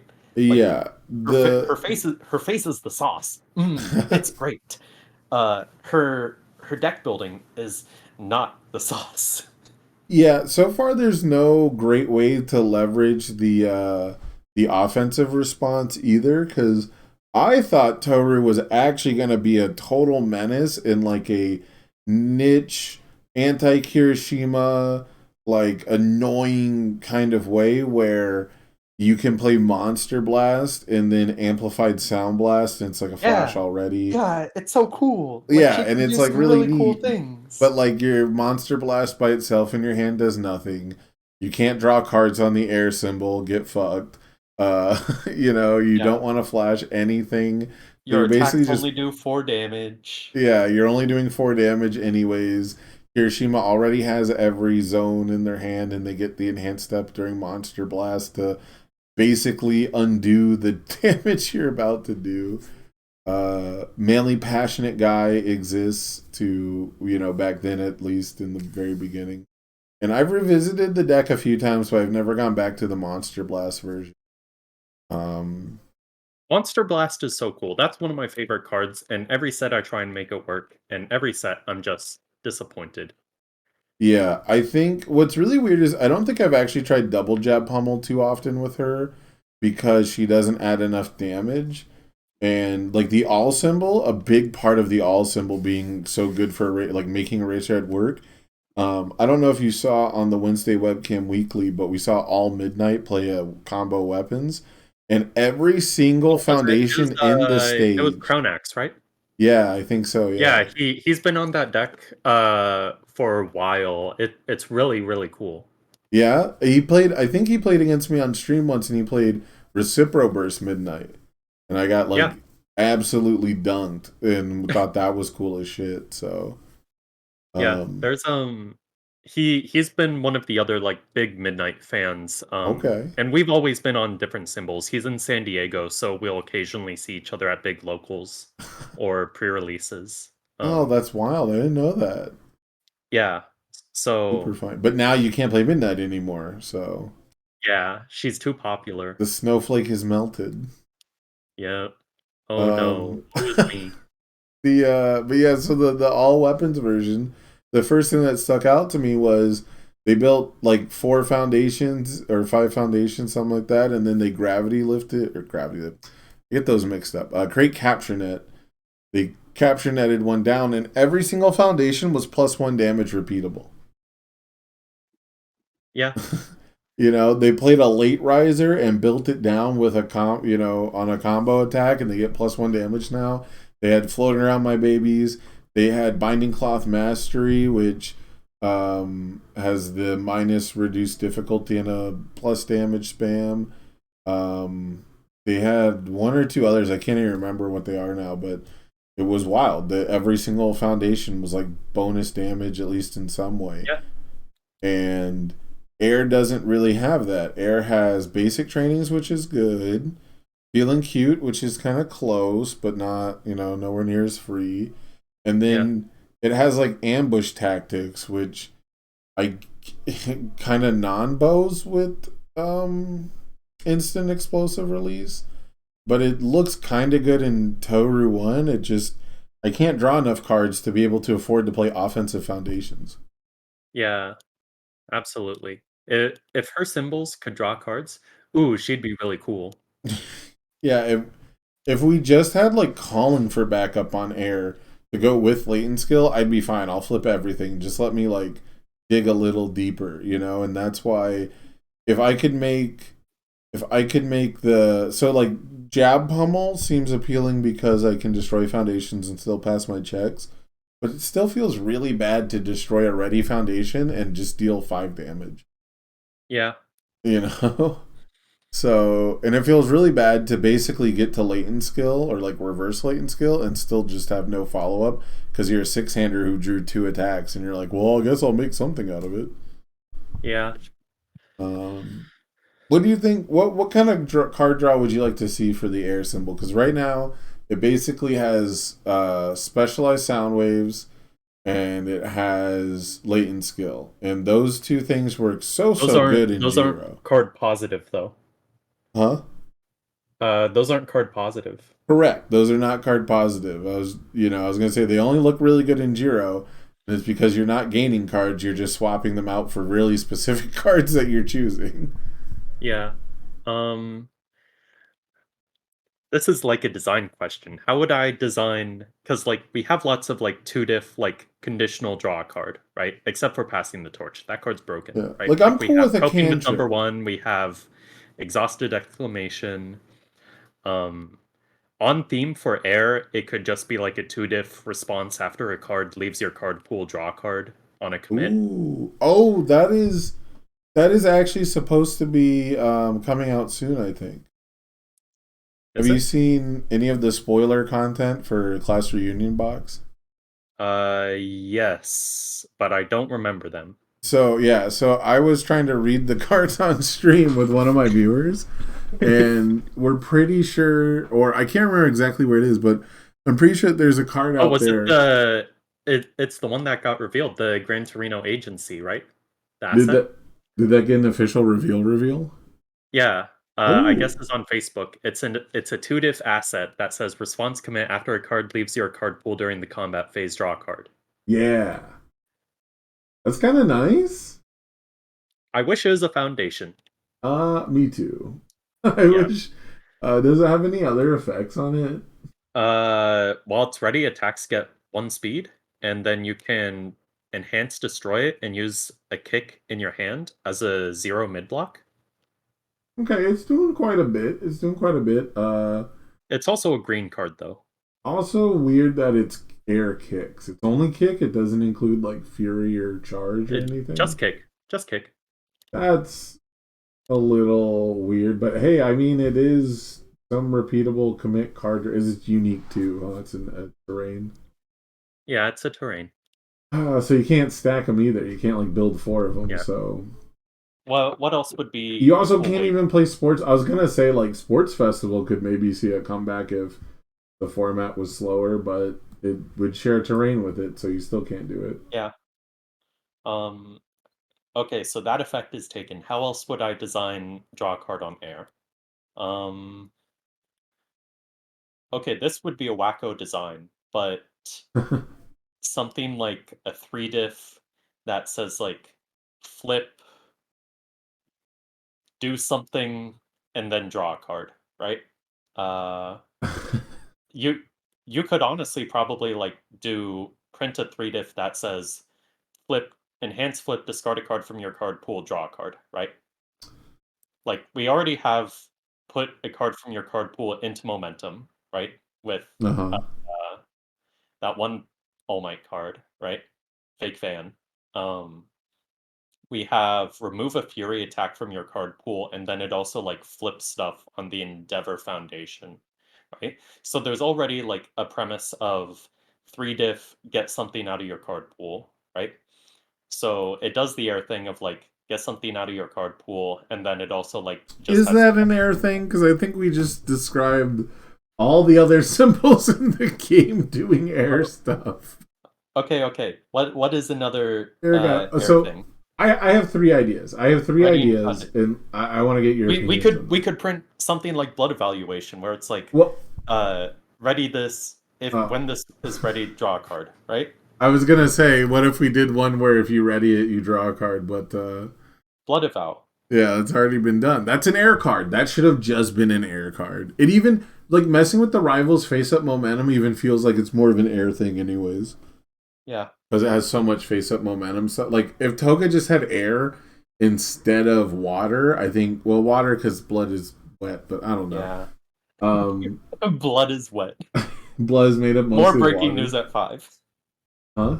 Yeah. More breaking news at 5. Okay. So what about all right? So blood evaluation is taken. What about so air has like a sub theme of getting momentum, and it's a lot of its really popular cards are combos technically. So like, what if we said you get to draw a card for each momentum you have? Some like a dinky card. We already have that with Howitzer Impact Fuck. Cyclone. Okay. Okay. Wait. Wait. Okay, What? hold on. I got it. You commit to add a momentum to your hand. What? It's Shadow's Ooh. Aid. Oh. And that's not. It comes out of my momentum. I don't get to plus. I get to lose a momentum. Yeah. That's just meteor shower with more steps. Yeah. That's just commit for that's electromagnetic stomp. Um, okay. What about when I block?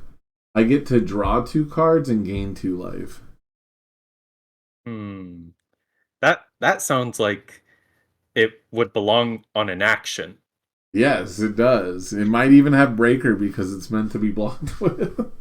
Yeah, and it might start with a T, I think and it might have I just don't been want to give the reprinted. life symbol Templar, but I would really like for air and all to have Templar. Yeah. Like if you just Um. got rid of passing the torch and replaced it with Templar, I think it's fine. Okay, they could actually. This is a reasonable one, right? Like, in the You're saying vein Templar's of, not reasonable? I think Templar is reasonable. Okay, good. Um, We'd have is it to reasonable? abruptly Let end the me let me podcast. double check. Let me double check before I make official statements. Well, I just told you everything it does. Uh, yeah, that's fine. Yeah, it's not gonna break anything. Okay, in the vein of two diffs that conditionally draw a card, right? Enhance commit if you have a momentum draw a card. Oh, Not terrible. It's a hoop. It is still in the theme of being strictly worse than passing the torch because starter deck cards are sacred, but I don't hate it. what else is what other themes does Air have? They have leaving the card pool, right? They have readying foundations, and they have momentum. Yeah, get fast momentum, like face up momentum. Charge is Oh, kind of a okay, okay, thing. okay. Uh, enhance flip. Add one card from your card pool to your momentum, or draw a card. Hmm. I mean, that's pretty strong. That's pretty over. That's like a three It'd diff. be crept pull no punches. Yeah. Yeah, maybe not So that. I kind of like the idea of uh, Okay, one diff, flip, ready another foundation that hasn't been readied this combat phase, or draw a card. what about a one diff unique remove discard X momentum draw X cards. So we got to spend momentum and we got to lose a foundation, but it's a one diff. Does it need to be unique though? Probably not, but it could get annoying if it's not. I don't know. It seems like the kind of so What the reason what is the most bullshit thing you no could do with it? so the reason you make it unique is because it means your rival can flip it or seal it. Whereas if you can just stack like four of those up, but you're only ever going to activate one of them, like then there's no reason for them to flip it. Yeah, but you're already minusing a ton of momentum, and momentum is kind of really good in this format. Yeah, that's true. That's why I went with the idea where I just get to draw one card for each momentum, but they decided to give that to symbols that aren't the momentum symbols because they hate the color pie. What? I thought we were talking about how the color pie sucks earlier. I think it's good to have a balance. It's got to be somewhere in the middle. Like every deck should be able to do something in their own color's way. The thing Yeah, about Magic's color pie is they're like this color shouldn't get to do this thing, and I don't like that. yeah. And I like that explanation where it's like every deck can do the thing, but in its own way. yeah, I'm also a sucker for I forget what it's called, but there's like I think it's a top-down style design where I want like it's mostly for like three color cards, so it works for our card game like the translation, but basically each effect has like one part of it is related to that symbol, right? So like Mhm. if you had an air card, you could have it be like this readies a foundation, and if it's a death card as well, you would probably have it like destroy a foundation for cost.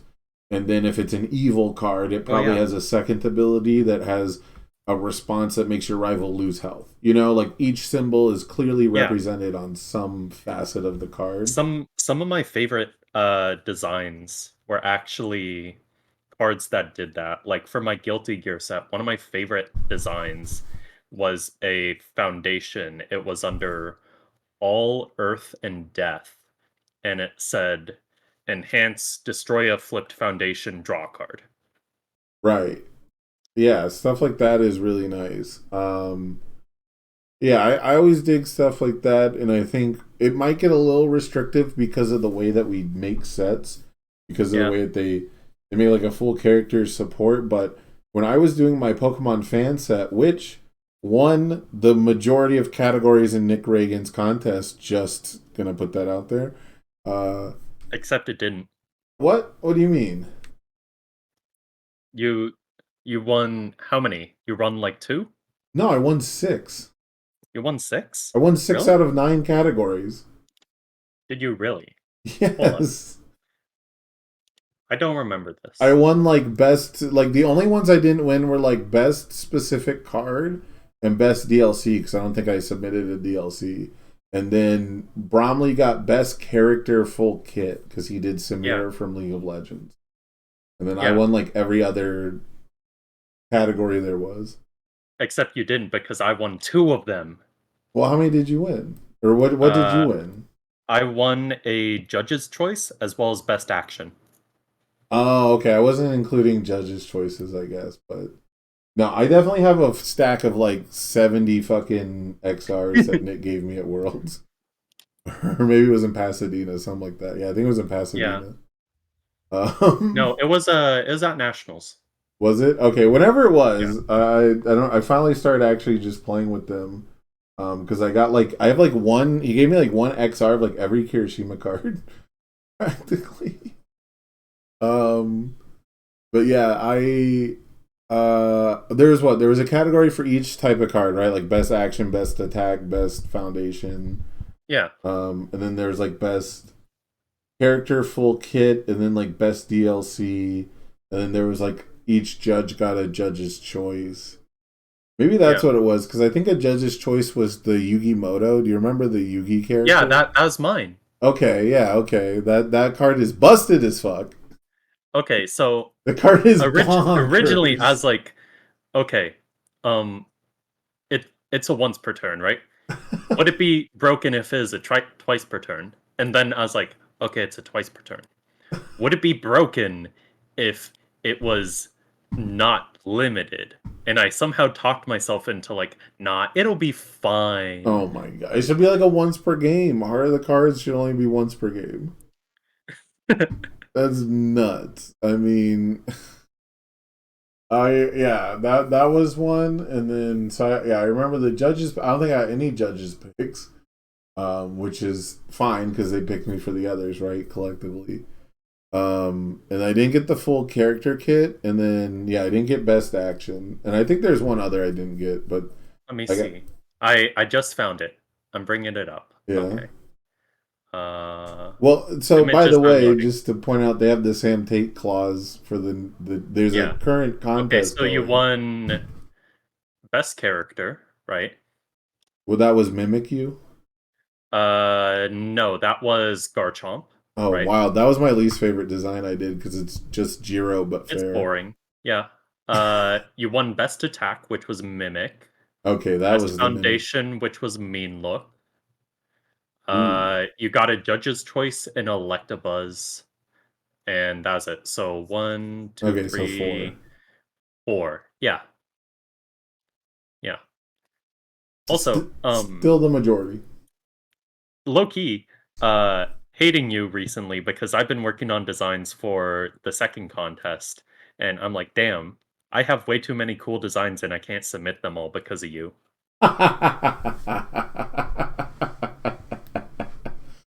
That's so funny. How many did you submit for the first one? Um, I didn't submit a ton. I know. Let me see. You put that there. That's so funny. Because I'm Yeah, pretty sure I didn't think anyone submitted more than like maybe like 2 full I characters did worth or maybe 3 or 4 kits, and okay. most of them rated pretty high. Yeah. Um, The scoring was close. I didn't like yeah, blow no, people out of the water, but I think I lost the. Do you have the scoring in front of you? I'm looking for it. Okay, yeah. I think Uh, I lost out on full character kit to Samira by like 2 points. okay. Uh, all of these were within 8 points of winning. Yeah. Shinobu, Guido Mista, which was me, Yugi Moto, which was me, Mimikyu, Mewtwo, Garchomp, Crobat, Crabominable. Yeah. Yeah. I like the Crabominable. I thought that would be Nick Reagan's favorite character, but I think he's an Eevee guy. He's an Evolution Oh, fan. your EV kit sucked. Yeah, the Eevee kit was terrible. I I don't did it. I don't know what you were thinking with that. I was thinking like a True Form All Might kind of a thing because I used My Hero Academia as a basis or like what I would think would be like the power level and like the design standard, just because it seemed like it would make sense. Because like standard at the time wasn't a real format and still kind of isn't, and trying to design around stuff people don't really play doesn't make much sense. But I wanted to do a True Form All Might thing, and it changed like halfway through, and it was the last kit I designed, and I just really phoned it in. That Oh, one's I terrible. remember some of what I designed. Okay, okay. So I did Ramlethal Valentine from Guilty Gear, right? Hmm. And let me make sure. Okay, this is unhinged design, right? This was one of her support cards. Enhance Destroy. After the enhance step for your weapon attack finishes, play another attack from hand. This attack's enhance phase proceeds as normal, then the rival may try to play a single block for both attacks. Jesus. Oh, because my thing is, it's like, oh, if I do a high and a low, they can like full block one, take the other, or they can try and partial both of them, right? And Uh, then her kit is a lot of like, if this is partialed or like damage triggers and stuff like that. And then I also did Gold Lewis Dickinson, right? Do you know what his gimmick is in the fighting game? I know his control scheme Yeah. is So he fancy basically has directions. one move, but it has 8 different versions based on how you do the input, right? Yeah, every So direction my basically. my ideal was, what if I make a character whose entire kit was attacks, right? How would that work? Hmm. So I made a character that could play attacks as foundations and build them into his stage, right? And I hate then, it so far. okay, he can Metal build Man them so face up, far. but they have to have enhanced stage, right? In order to use their enhances. So you can't just like build a chop and say, oh, if you block any of my moves, you'll discard a card, right?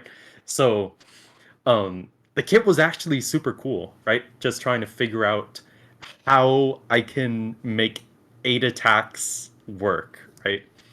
Um, and it was really cool, but it got docked a lot of points because his shit doesn't fit with any other character because it is so specifically him. Interesting. Yeah, I dig that. I liked a lot of your Guilty Gear stuff. I thought it was pretty cool. I haven't played. I don't own Guilty Gear, so I only like played it a few minutes with other people. But it seemed pretty Game good. spot on from what I watch on YouTube. Yeah, game good. I am kind of working on a League of Legends set, and I had the deranged idea, what if I did a kit for every League of Legends character, right? Oh my god, So no. that's a long-term project. I'm just doing the initial ones as I can. There are a lot of really cool designs. I'm being unhinged with some of them. Like I have a character that's Mineta too, but she makes you put a card from your hand into your card pool. Um, Rough. yeah, it's a That's Lowy, by the way. if that figures. Character that did that in the past would be Base.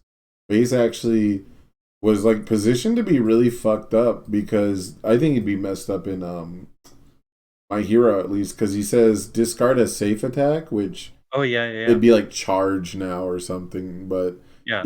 discard keyword attack from your card pool. Your rival adds one card from their hand to their card pool face down once per turn. Like, how the fuck is that fair? Like, you get to clear your card pool and the rival loses a card from hand and Yeah. they get +1 progressive. Like, holy.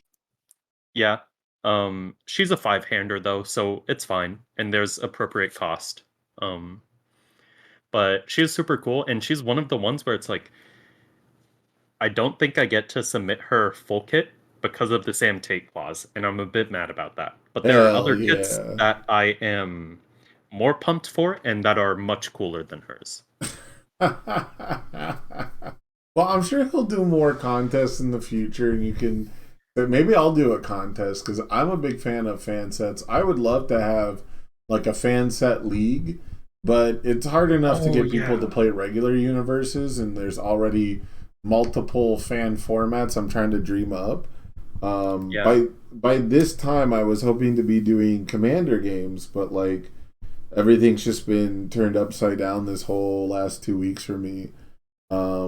But I also had to wait till we could play like 100 card singleton decks to really want to do it, right? Yeah.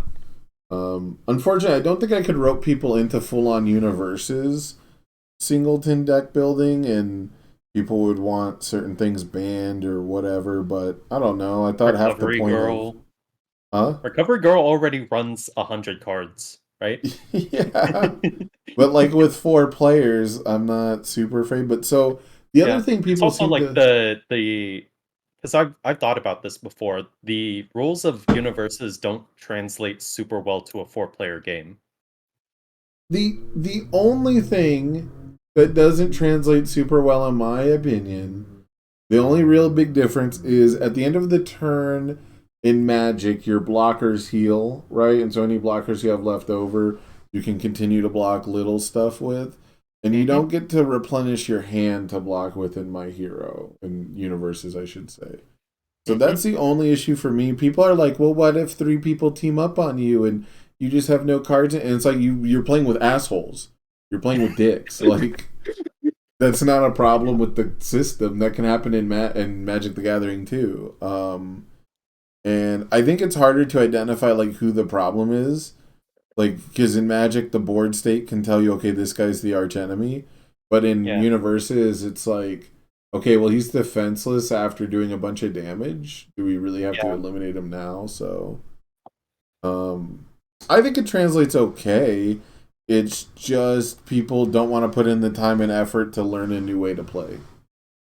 I mean, yeah. And You that's like know, super fair.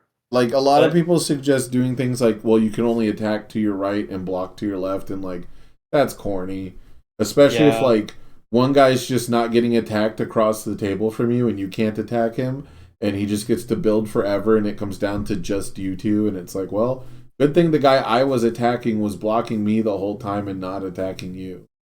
Yeah. Like I hate that. So I also There's think a deranged idea I had one time where basically two players do their turn at the same time. that is So like deranged. so player one and player three would like take turns doing forms on their turn, right? And then it'd swap, they'd both end turn, and then player two and four would do that. And so it would involve more like interaction because multiple people are doing things. And then also it helps fix the problem of you only draw at the start of your turn because now you draw every other turn and it's just like a regular game of tempo, right? Yeah, It sounds deranged, but I've thought about this and it isn't the worst idea. Yeah, I don't hate it. I've also thought about you can only do like one form at a time, but your turn doesn't like quote unquote end until everyone's had a um 2 turns or something like that because then like progressive isn't a thing, but that's just to make sure like one person's not hogging all the time. I don't think that works too well. I think the thing other people forget is like the 2 things people forget is if you have like a super gross, nasty attack turn, you generally are like left wide open in any game. I feel it maybe is less true for Magic, but you know, the game does require attacking and committing and stuff. So like, you're not gonna be able to be super gross. You have to play at like a reasonable rate, and then the other side of it is you still double health totals. You know, like Oswe still has 40 health.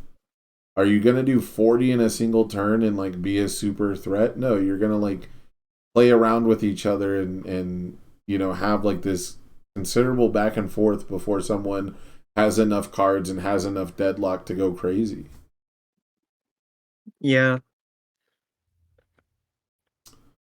The That's other it. thing I like is I like the ability to block for rivals. I think you should be able to block and do responses. Because someone had the idea of like, okay, I'm gonna attack this person. We just enter basically a mini one-on-one game for the enhanced step really quick. And then after damage resolves, it goes back to like, everyone can respond to forms and stuff. I didn't really like that, but it would speed the game up a lot. Yeah. But I don't know. I play commander games. They already take 2 hours, and like one person's just out of it the first hour in.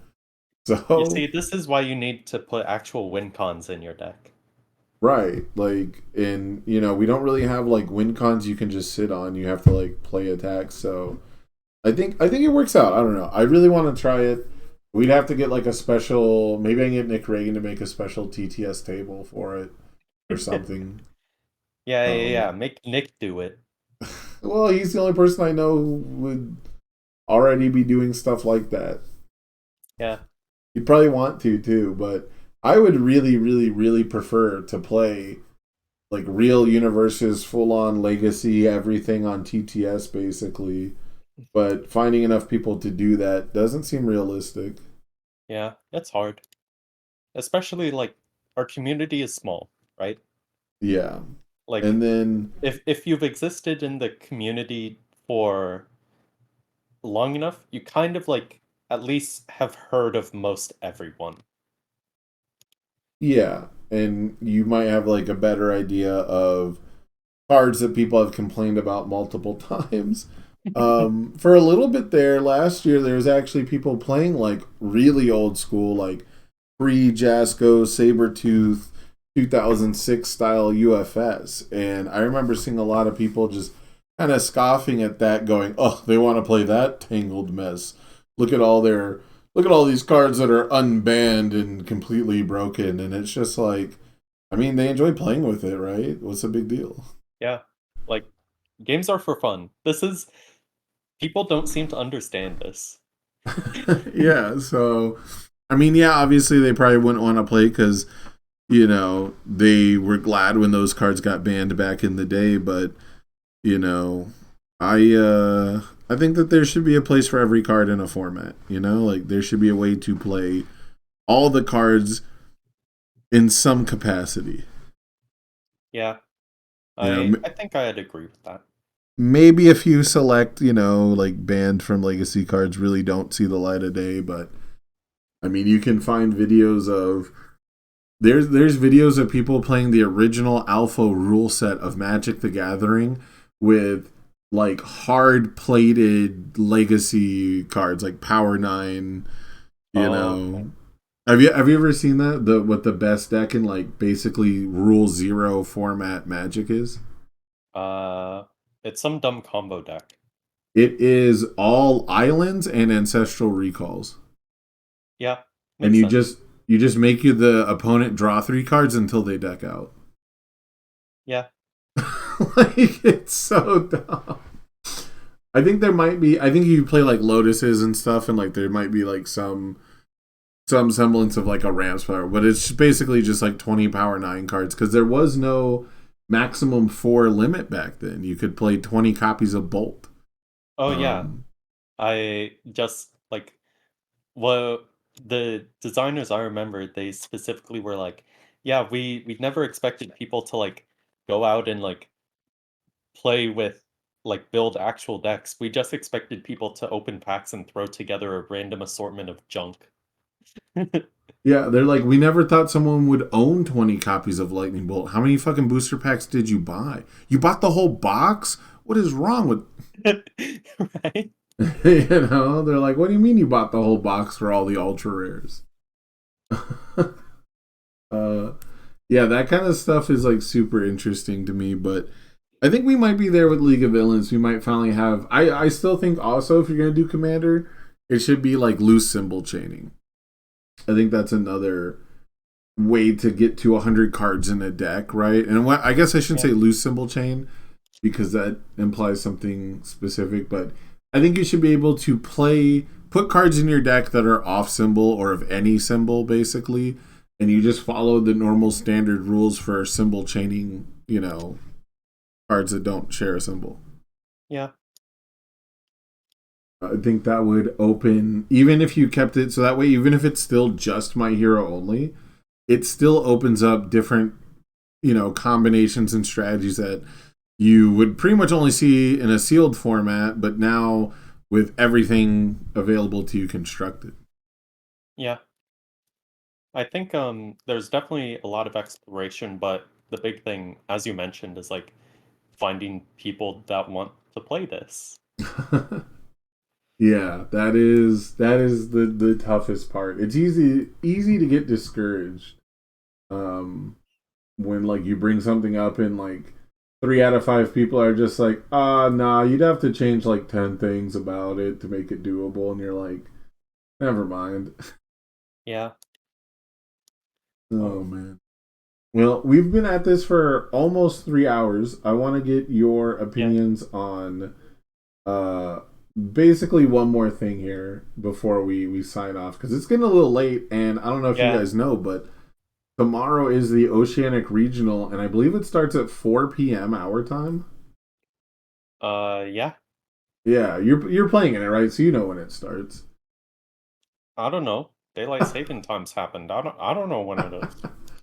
Well, we gotta look that up. Make sure you don't miss it, because it's starts like Saturday morning in the Oceanic region, but it's gonna be like all night for us.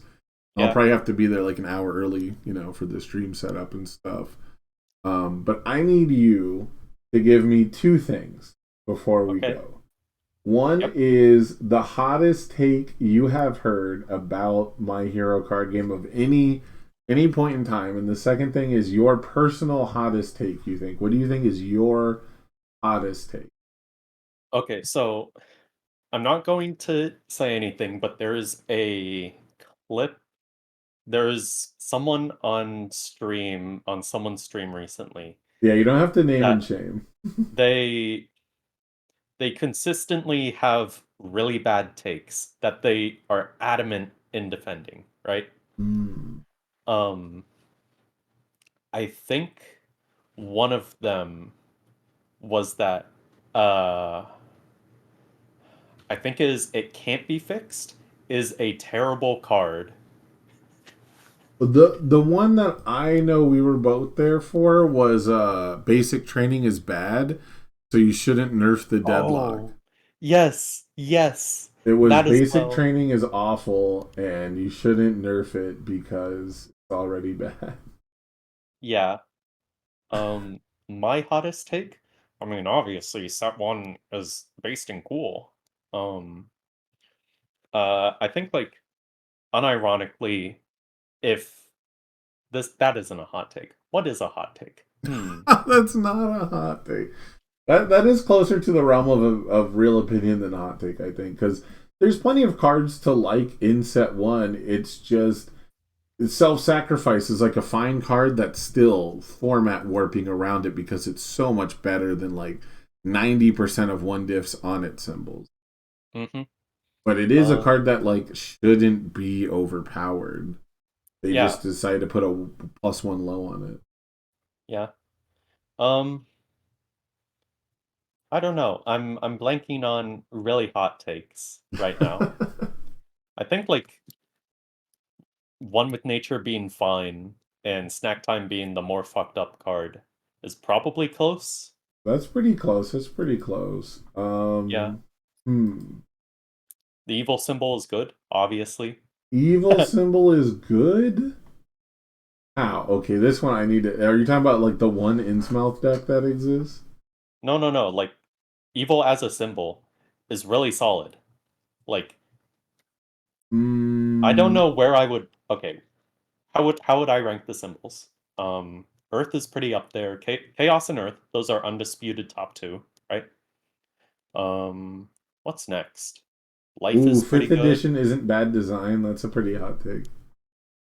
Fifth edition is really good design. But Um, that feels like there's a but there. uh, so fifth edition is good design in the sense that it lets you do a lot of different things, but the designers were really pussy with initial designs of it, right? Like there are a lot of things that are in 5th edition that are poorly designed, but as a system, 5th edition is a really well designed system. IMO. Okay, okay, I can get behind it. I thought Like 3.5 was a really bad system that had all the best supplemental material. They just went over the top with supplemental material. I've heard, I haven't looked too much into 3.5 or 4E, but 4E I've heard was actually really well designed. It just shat the bed because they tried to push it online. My take with fourth edition. So I think I talked about this too much on stream, but at the time I was designing a League of Legends tabletop RPG because all my D&D friends were pretty much into League of Legends. It's like Of 2010, course. 2011. I almost went semi-pro, by the way, until I got beat by an actual Korean pro and realized the depth between us. Where I was We like, should play some League of actually, Legends sometime. huh? We should play League sometime. No, I I'm didn't know you played. retired. It's not the same game. Okay, let's play some TFT sometime. I do play TFT occasionally. Okay, let's play some TFTs sometime. Okay, I'm down. I uh I used to play with the Unfun Boys, but they just troll the shit out of like two people per lobby, so and then they like to play the actual game, and I can't do it because the two ways to play League of Legends that I used to really enjoy is like overly technical, everyone's on their game, like, we're going to a tournament to try and win some Yeah, cash. like try harding. Like and like specifically going, okay, we're gonna do this comp and we're gonna make calls, and like the best way to play, especially if you're playing like just online matchmaking, the best way to do it is just to bully the shit out of one person on the enemy team.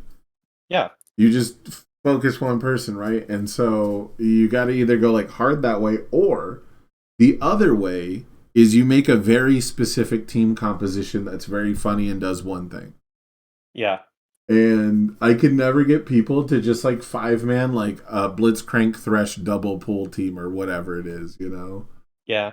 Um, Um, Fun and th- fact, I tried playing in like amateur leagues, like Diamond Master Tier amateur leagues, okay, and every single team I joined just fucking exploded. yeah, I had a pretty good team, except our fifth was we never had a fifth. We had like a solid 4Q, and our fifth was like always rotating, and by a lot of times it was like the one dude's girlfriend who like he likes to play support and she's ADC, and they just argue the Of whole course, huh. of course. Yeah, It's always the E-Dater's bot lane. the E-Daters bot lane, yeah, and then they just fucking argue the whole time. And then if we went with our actual good bot lane, because when I stopped playing, at least we were doing assassin bot lane and we had no AD carry. We would play like an unkillable tank because Vayne I don't think even existed at the time, or you could just ban Vayne. Damn, you're really old school. Yeah, I stopped playing seriously in 2014, and every time I boot it back up, I'm just like, this game is eye cancer. I can't. I'm too boomer. I can't tell what's going on. Everyone Wow. explodes. Did you know Leona's stun is like a 3-second cooldown now? What the fuck is that shit? Like her Her Q? Q. Yeah? Yeah, that used to be 12 seconds. Yeah. Like games It are just so fast, and you just explode. yeah. I don't That is know. something that uh the damage creep is really bad. They tried solving it last year with a basically pass where they're like, okay, everyone in the game gets 50 health, 3 armor, and 3 magic resist, basically, right? Um and it did a Tank bit. meta. Well, it did a bit, but damage creep is still really high. People Yeah. fucking explode in the game. So yeah, like so the beef when I was leaving the game was bruiser meta, where like your character has to be able to deal some damage. It can't be like a Mumu. Mumu didn't deal any damage at the time.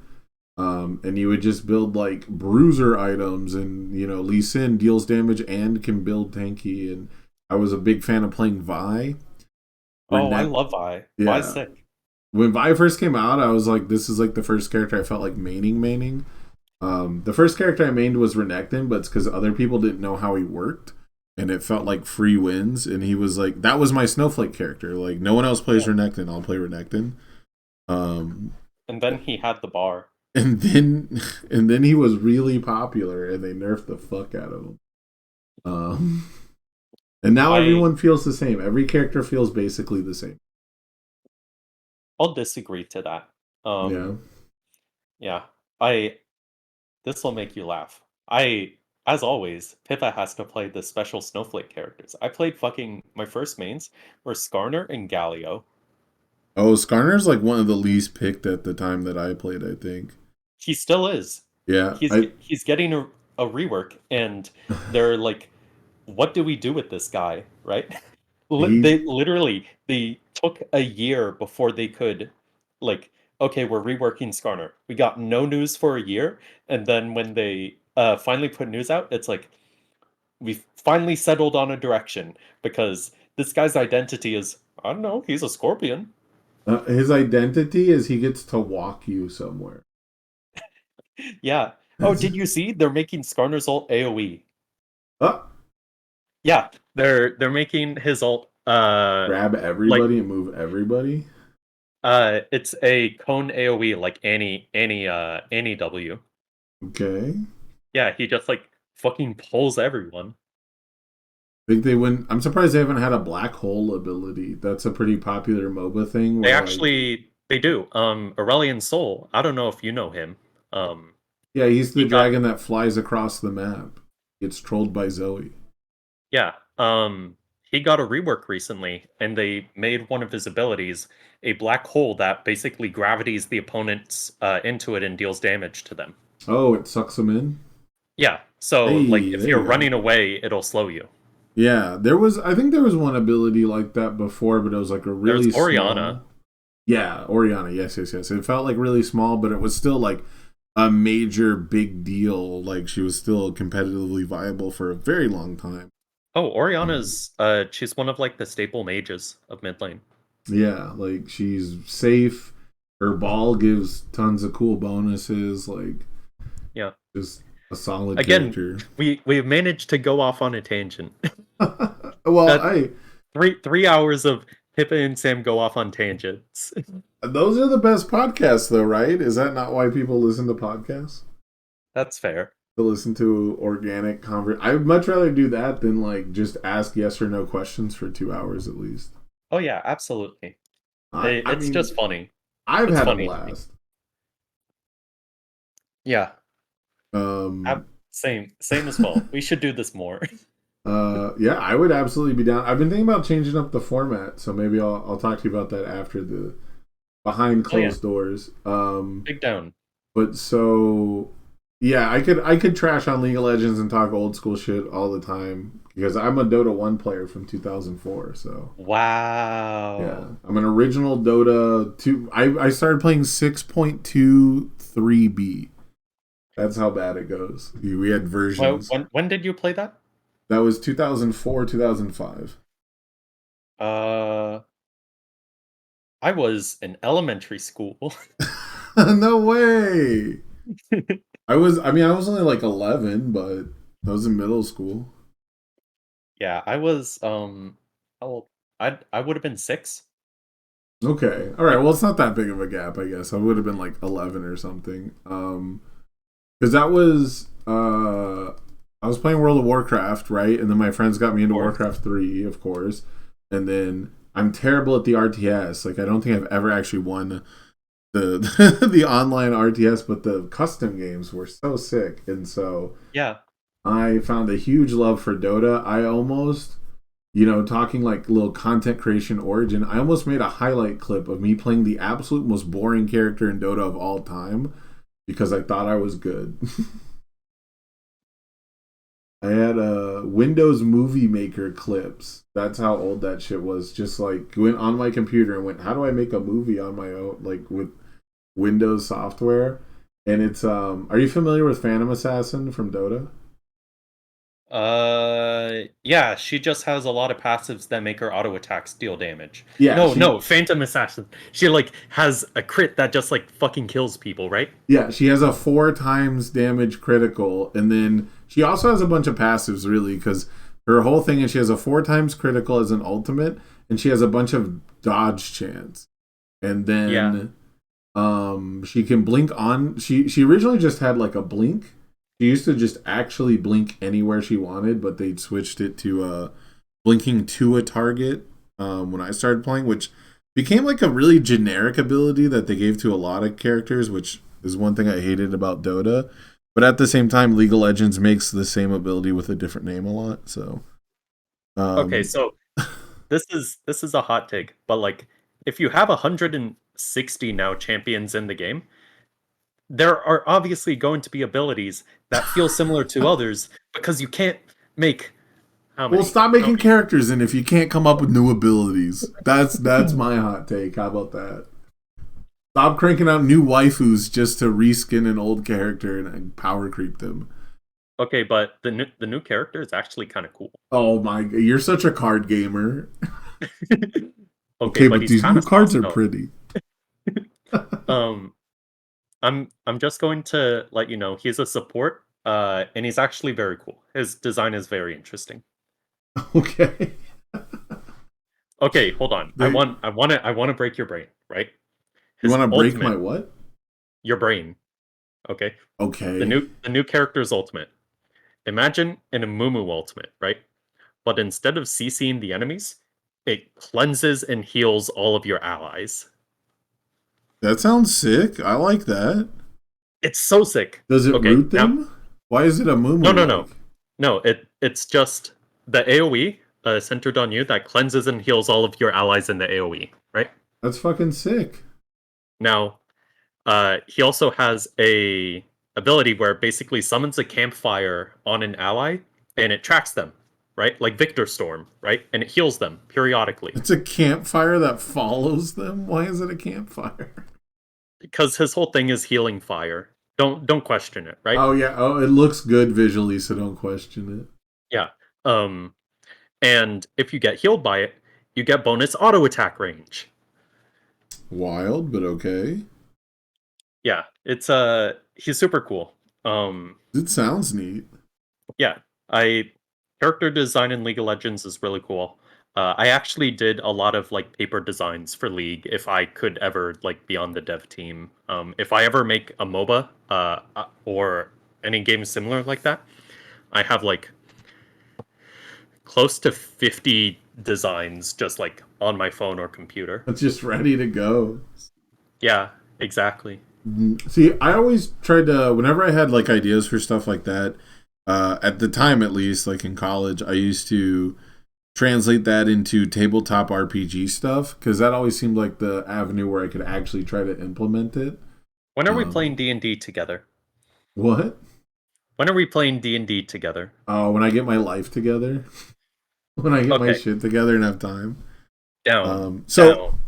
so it's been more and more of a pressing thing, but there's two issues. Is whenever I try to slap together a D&D group, there's like no synergy between the people, right? Like the group could be like 4 of my individual friends who have never played together, and it just doesn't really like mesh well. And Yeah. same thing like when I've joined other games, like I tried to play 5th edition, like 2019 or something in someone else's game, and it felt like if you were his friend and knew what to ask for, you could just do anything. And if you were just trying to play like your actual character sheet and like do the things your character wanted to do, it didn't translate. And so like Yeah, no, I've definitely had DMs that were not good, right? well, and like I've he worked really good for like his group, right? Like the group that he yeah, normally played with, plus me and my one other friend. And my one other friend was like more close to him, and like so, and it was his first time, so he was paying like special attention to make him like feel cool, and everything he interacted with had a purpose, you know. But I mean, yeah, it was also stuff like you're in the middle of a burned down village, and on your way through the crop circles, there's a random tree with a gnome selling magical items, and it's like, what kind of fever dream Alice in Wonderland shit are we dealing with? You know, like, oh, we just need a reason to have an NPC encounter and yeah. get items. So it wasn't bad. I didn't gel with it, you know, like I had I a totally get that. character who was like a survivalist, kind of a thing, and then there was like a druid in the group, and it was gonna be like oh, well, I wish I'd known that before I made a character who hunts for a living, Yeah. um like one of the first things we did was like a fish festival. It's like a fishing village. So of course the druid is gonna take up a bunch of time talking about the ethics of fishing, and it's like, can I play the game? But it's like Yeah. cool, fun interaction for them with their friends that they're used to, and it was probably even like planned around. And so like that's the one thing is if I just jam a group of people together and they don't really know each other, it doesn't Okay, seem to go but super well. imagine Right. Well, UFS. it's like, okay, you got four friends you want to make a party with, like, No, no, no. UFS, D&D. Get all the yeah. unfun people together. We're doing this shit. Oh, you're just That'd looping be yourself in sick. now, huh? You're just gonna lump yourself in with. Yeah, of course. Uh-huh. I have to. I want to play. So okay, so that's the one thing. The other issue is I haven't. I don't think I like playing that much, and no one else has like stepped up to DM. And then I haven't DM'd in so long. The last time I I tried, actually I prefer DMing over playing. Obviously, yeah, like I want to play occasionally, but like a DM is a player, right? You just get to do different I get things. to play different characters. That's the cool part. Yeah, exactly. Like So I get to have all these different OCs. right, so I much prefer DMing in my experiences. Um, and like the downtime of being a player, I think fucks with me just because of how much time I've spent playing with new people too. Um, oh my god, we're gonna be on like a 6 hour podcast if we start talking D&D. But the Next main time, issue next for time. me is like what edition do I run? Because the edition I know and actually like to run the most is 3.5. But then Pathfinder is super close, and I had a fun Pathfinder game, but that was first edition. Now there's a second edition, and the second edition seems actually kind of weird, and they're trying to legally distinguish themselves from D&D. And then Yeah, D&D fifth edition is not a game I would be interested in playing at all. Like DMing really. could maybe be interesting because I can come up with creatures and I can do like custom effects for whatever I want. But making a character in fifth edition doesn't feel good. I think I would agree with that. Like Um, I don't know the system super well, but it's like the most common edition, right? Like you want to find something people actually want to do. yeah. Um, which is also like I was working on a TTRPG at a point, which I probably will pick up eventually, and work on that again. But yeah, Pippin This actually projects, all started because I was talking about League of Legends tabletop RPG. That's so funny. right? Which the short end of that story that I never actually got on the tangent for is we were designing like converting 3.5 to like a real time strategy, like 1 second rounds instead of 6 second rounds, and it ended Hmm. up being almost identical to fourth edition D&D, and we were Oh like my gosh, heartbroken. that's funny. We were like, okay, I guess you just reskin fourth edition, and it worked, and it was very similar. See, now I need to look into Fori. You have like abilities that you get like certain number of times per round. It has like cooldowns built into it. You can print them out on little cards. Like it's very much to be like an MMO slash MOBA style character experience. And it's very combat focused. Like obviously you don't have to do things in combat, but like abilities get really weird if you want to use some of them outside of combat. I think there's some abilities that are classified as like combat only, which is wild to me, you know? Yeah. So I didn't get super deep into it, and it doesn't deserve a lot of the flack it gets because you can modify whatever you want. But combat wise, a lot of it was designed to be like bring a. So really quick, my introduction to fourth edition is maybe the worst you could give somebody. I played a character whose entire role, my role in the group, is to kill enemies that have 1 health. I I My need main context. my main ability is at will. I can deal 1 damage to 3 targets a turn. That's my main role in the group. Is every turn to just snipe 3 minions. They're called minions. It's like part of count and Oh yeah, yeah, yeah, counterbalance. yeah. So like Okay. instead of wasting the barbarian's 3 precious attacks per turn that deal actual damage and contribute to killing named enemies, I get to kill 3 worms that get shit out every turn. My other like ability that was I think once per encounter or something, maybe it was once per day, is I can push someone back 10 feet from me, deal 1d8 damage, and move myself back 10 feet. So like it's like a 20-foot gap basically. Yeah. Okay, that's cool. Um, you know what the barbarian's basic ability was? I don't know, fucking kill someone? 1d12 plus 8 damage 3 times per turn. Wait. 1d12 plus 8 3 times. Oh, just attack. I Yeah, he see. just gets to pounce.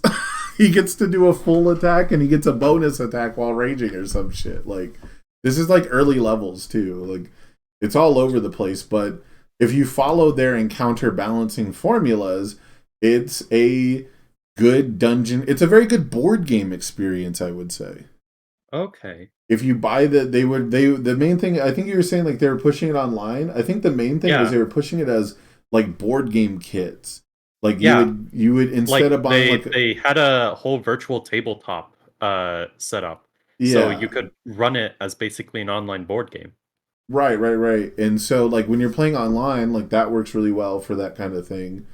Um that's the other thing too, like how many people, I guess a lot of UFS people would be familiar enough with Tabletop Simulator now that it wouldn't be super weird. But I've literally never used Tabletop Simulator for anything other than card games. Yeah. How many hours? Oh, have you ever looked at how many hours you have on Tabletop Simulator? I have like 200, I think. That's it? You're not a tabletop gamer? Uh Sometimes I am. Yeah. Let I me see. guess it's 250, 256. oh, it's been inflated now, I guess, because I stream a lot. Like, I'm sure I Yeah. don't have as much as Tamron Cardwell because he leaves it like on in the background. I don't. Yeah. I like never leave programs on in the background. It's like Oh no, OCD. I cannot.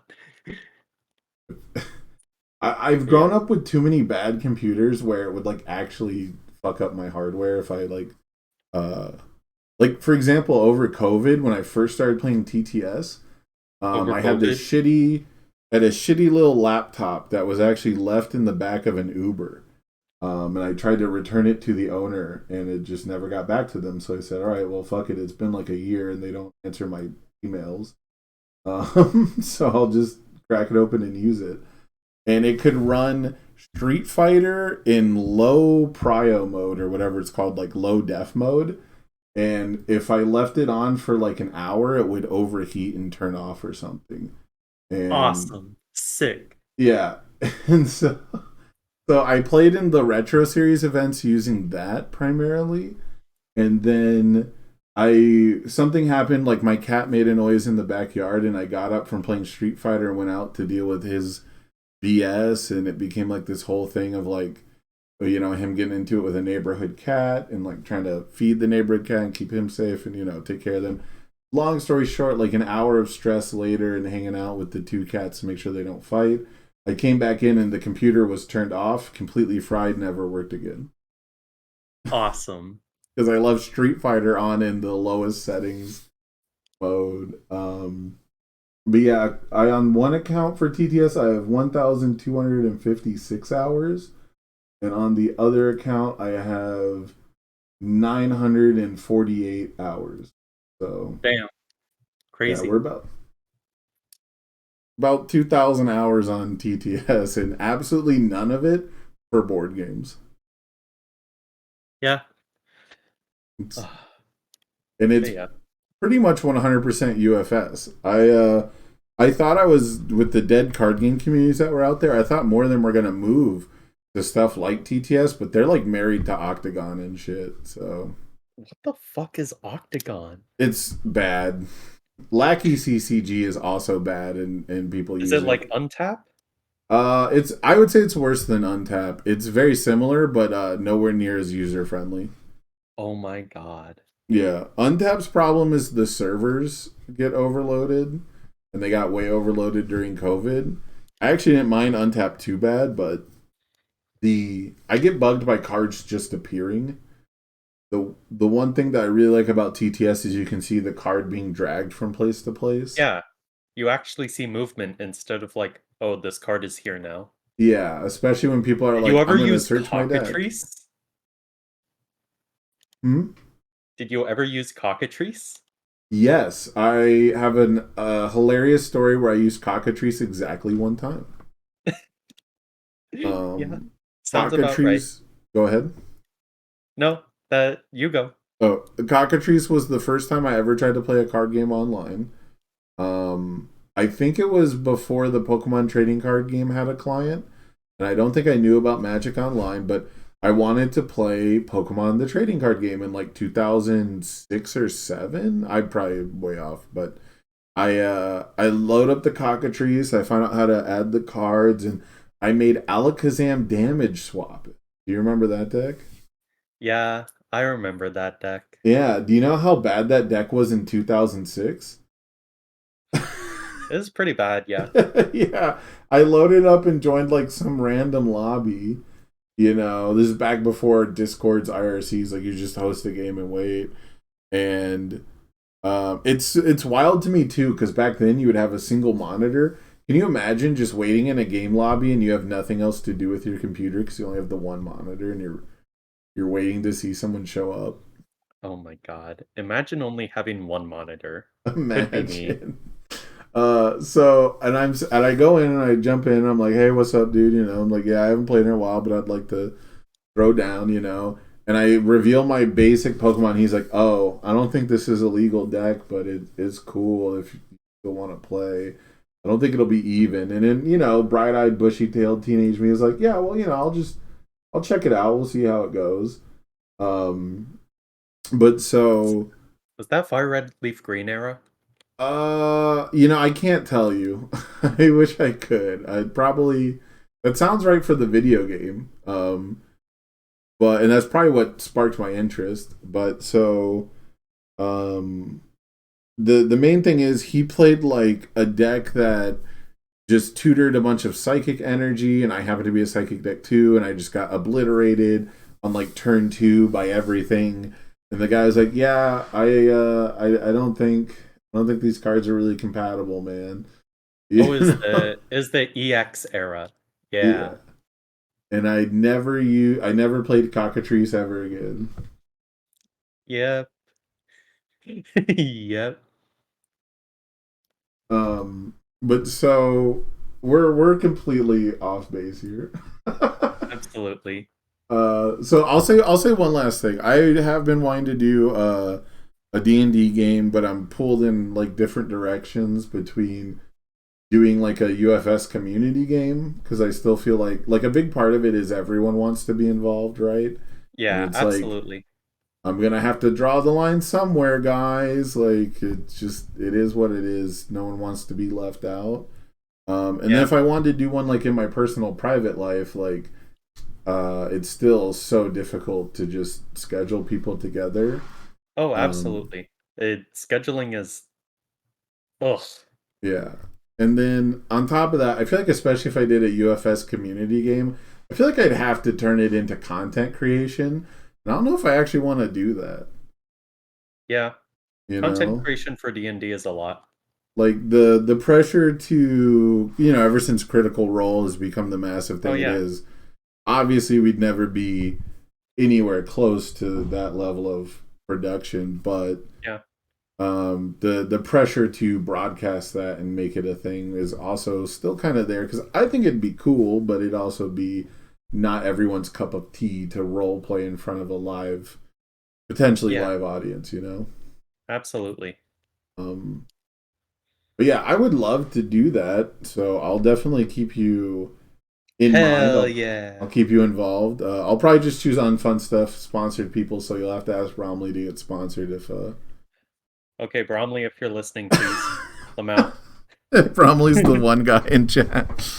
All right, let's get out of here. So Unfun Stuff is the sponsor of this podcast. You guys can use plugin to go get 5% off your orders at unfunstuff.com. I do have to plug the boy and his store because he has been sponsoring me this whole time, and I'm very grateful for that. Hopefully in Orlando, I'm going to get my jersey finally. I'm going to get my Unfun Stuff shirt. Ooh, that'd be Um, sick. yeah, I'm very excited. On top of that, Pippa, do you have any shout outs or any final parting words you want to give to the people before I let you go here? I think I'm actually playing Not Mina 1 tomorrow. I'm very sorry to disappoint. What? My deck. The fucking swerve this whole time you've just been deck building? Yeah. This whole time you're like, actually, I'm playing Ojiro on water. The No, snowflake not quite. Ojiro symbol. Completely different character and symbol. I'll give you that much. Ooh, okay, but you don't want to tease anything for. I mean, no one's gonna watch this. Like, let's be real. No one from Oceania, the regional, is gonna listen to this I podcast. I'm just gonna play Eraserhead. You're gonna play Eraserhead.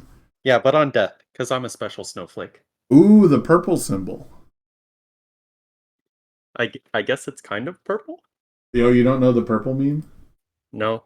Oh, I'll tag you in the purple meme, but before we get off on a meme tangent, I think we're gonna call it here tonight. Thank you so much for everyone who listened this far. If you're listening live on Twitch or over on YouTube, I once again am Sam Tate. I'll see you guys on the broadcast for the Oceanic Regionals, and this has been Pippa, one of the most impressive deck builders in our game. I hope you guys enjoyed it. We'll see you all next time. Peace out. Later.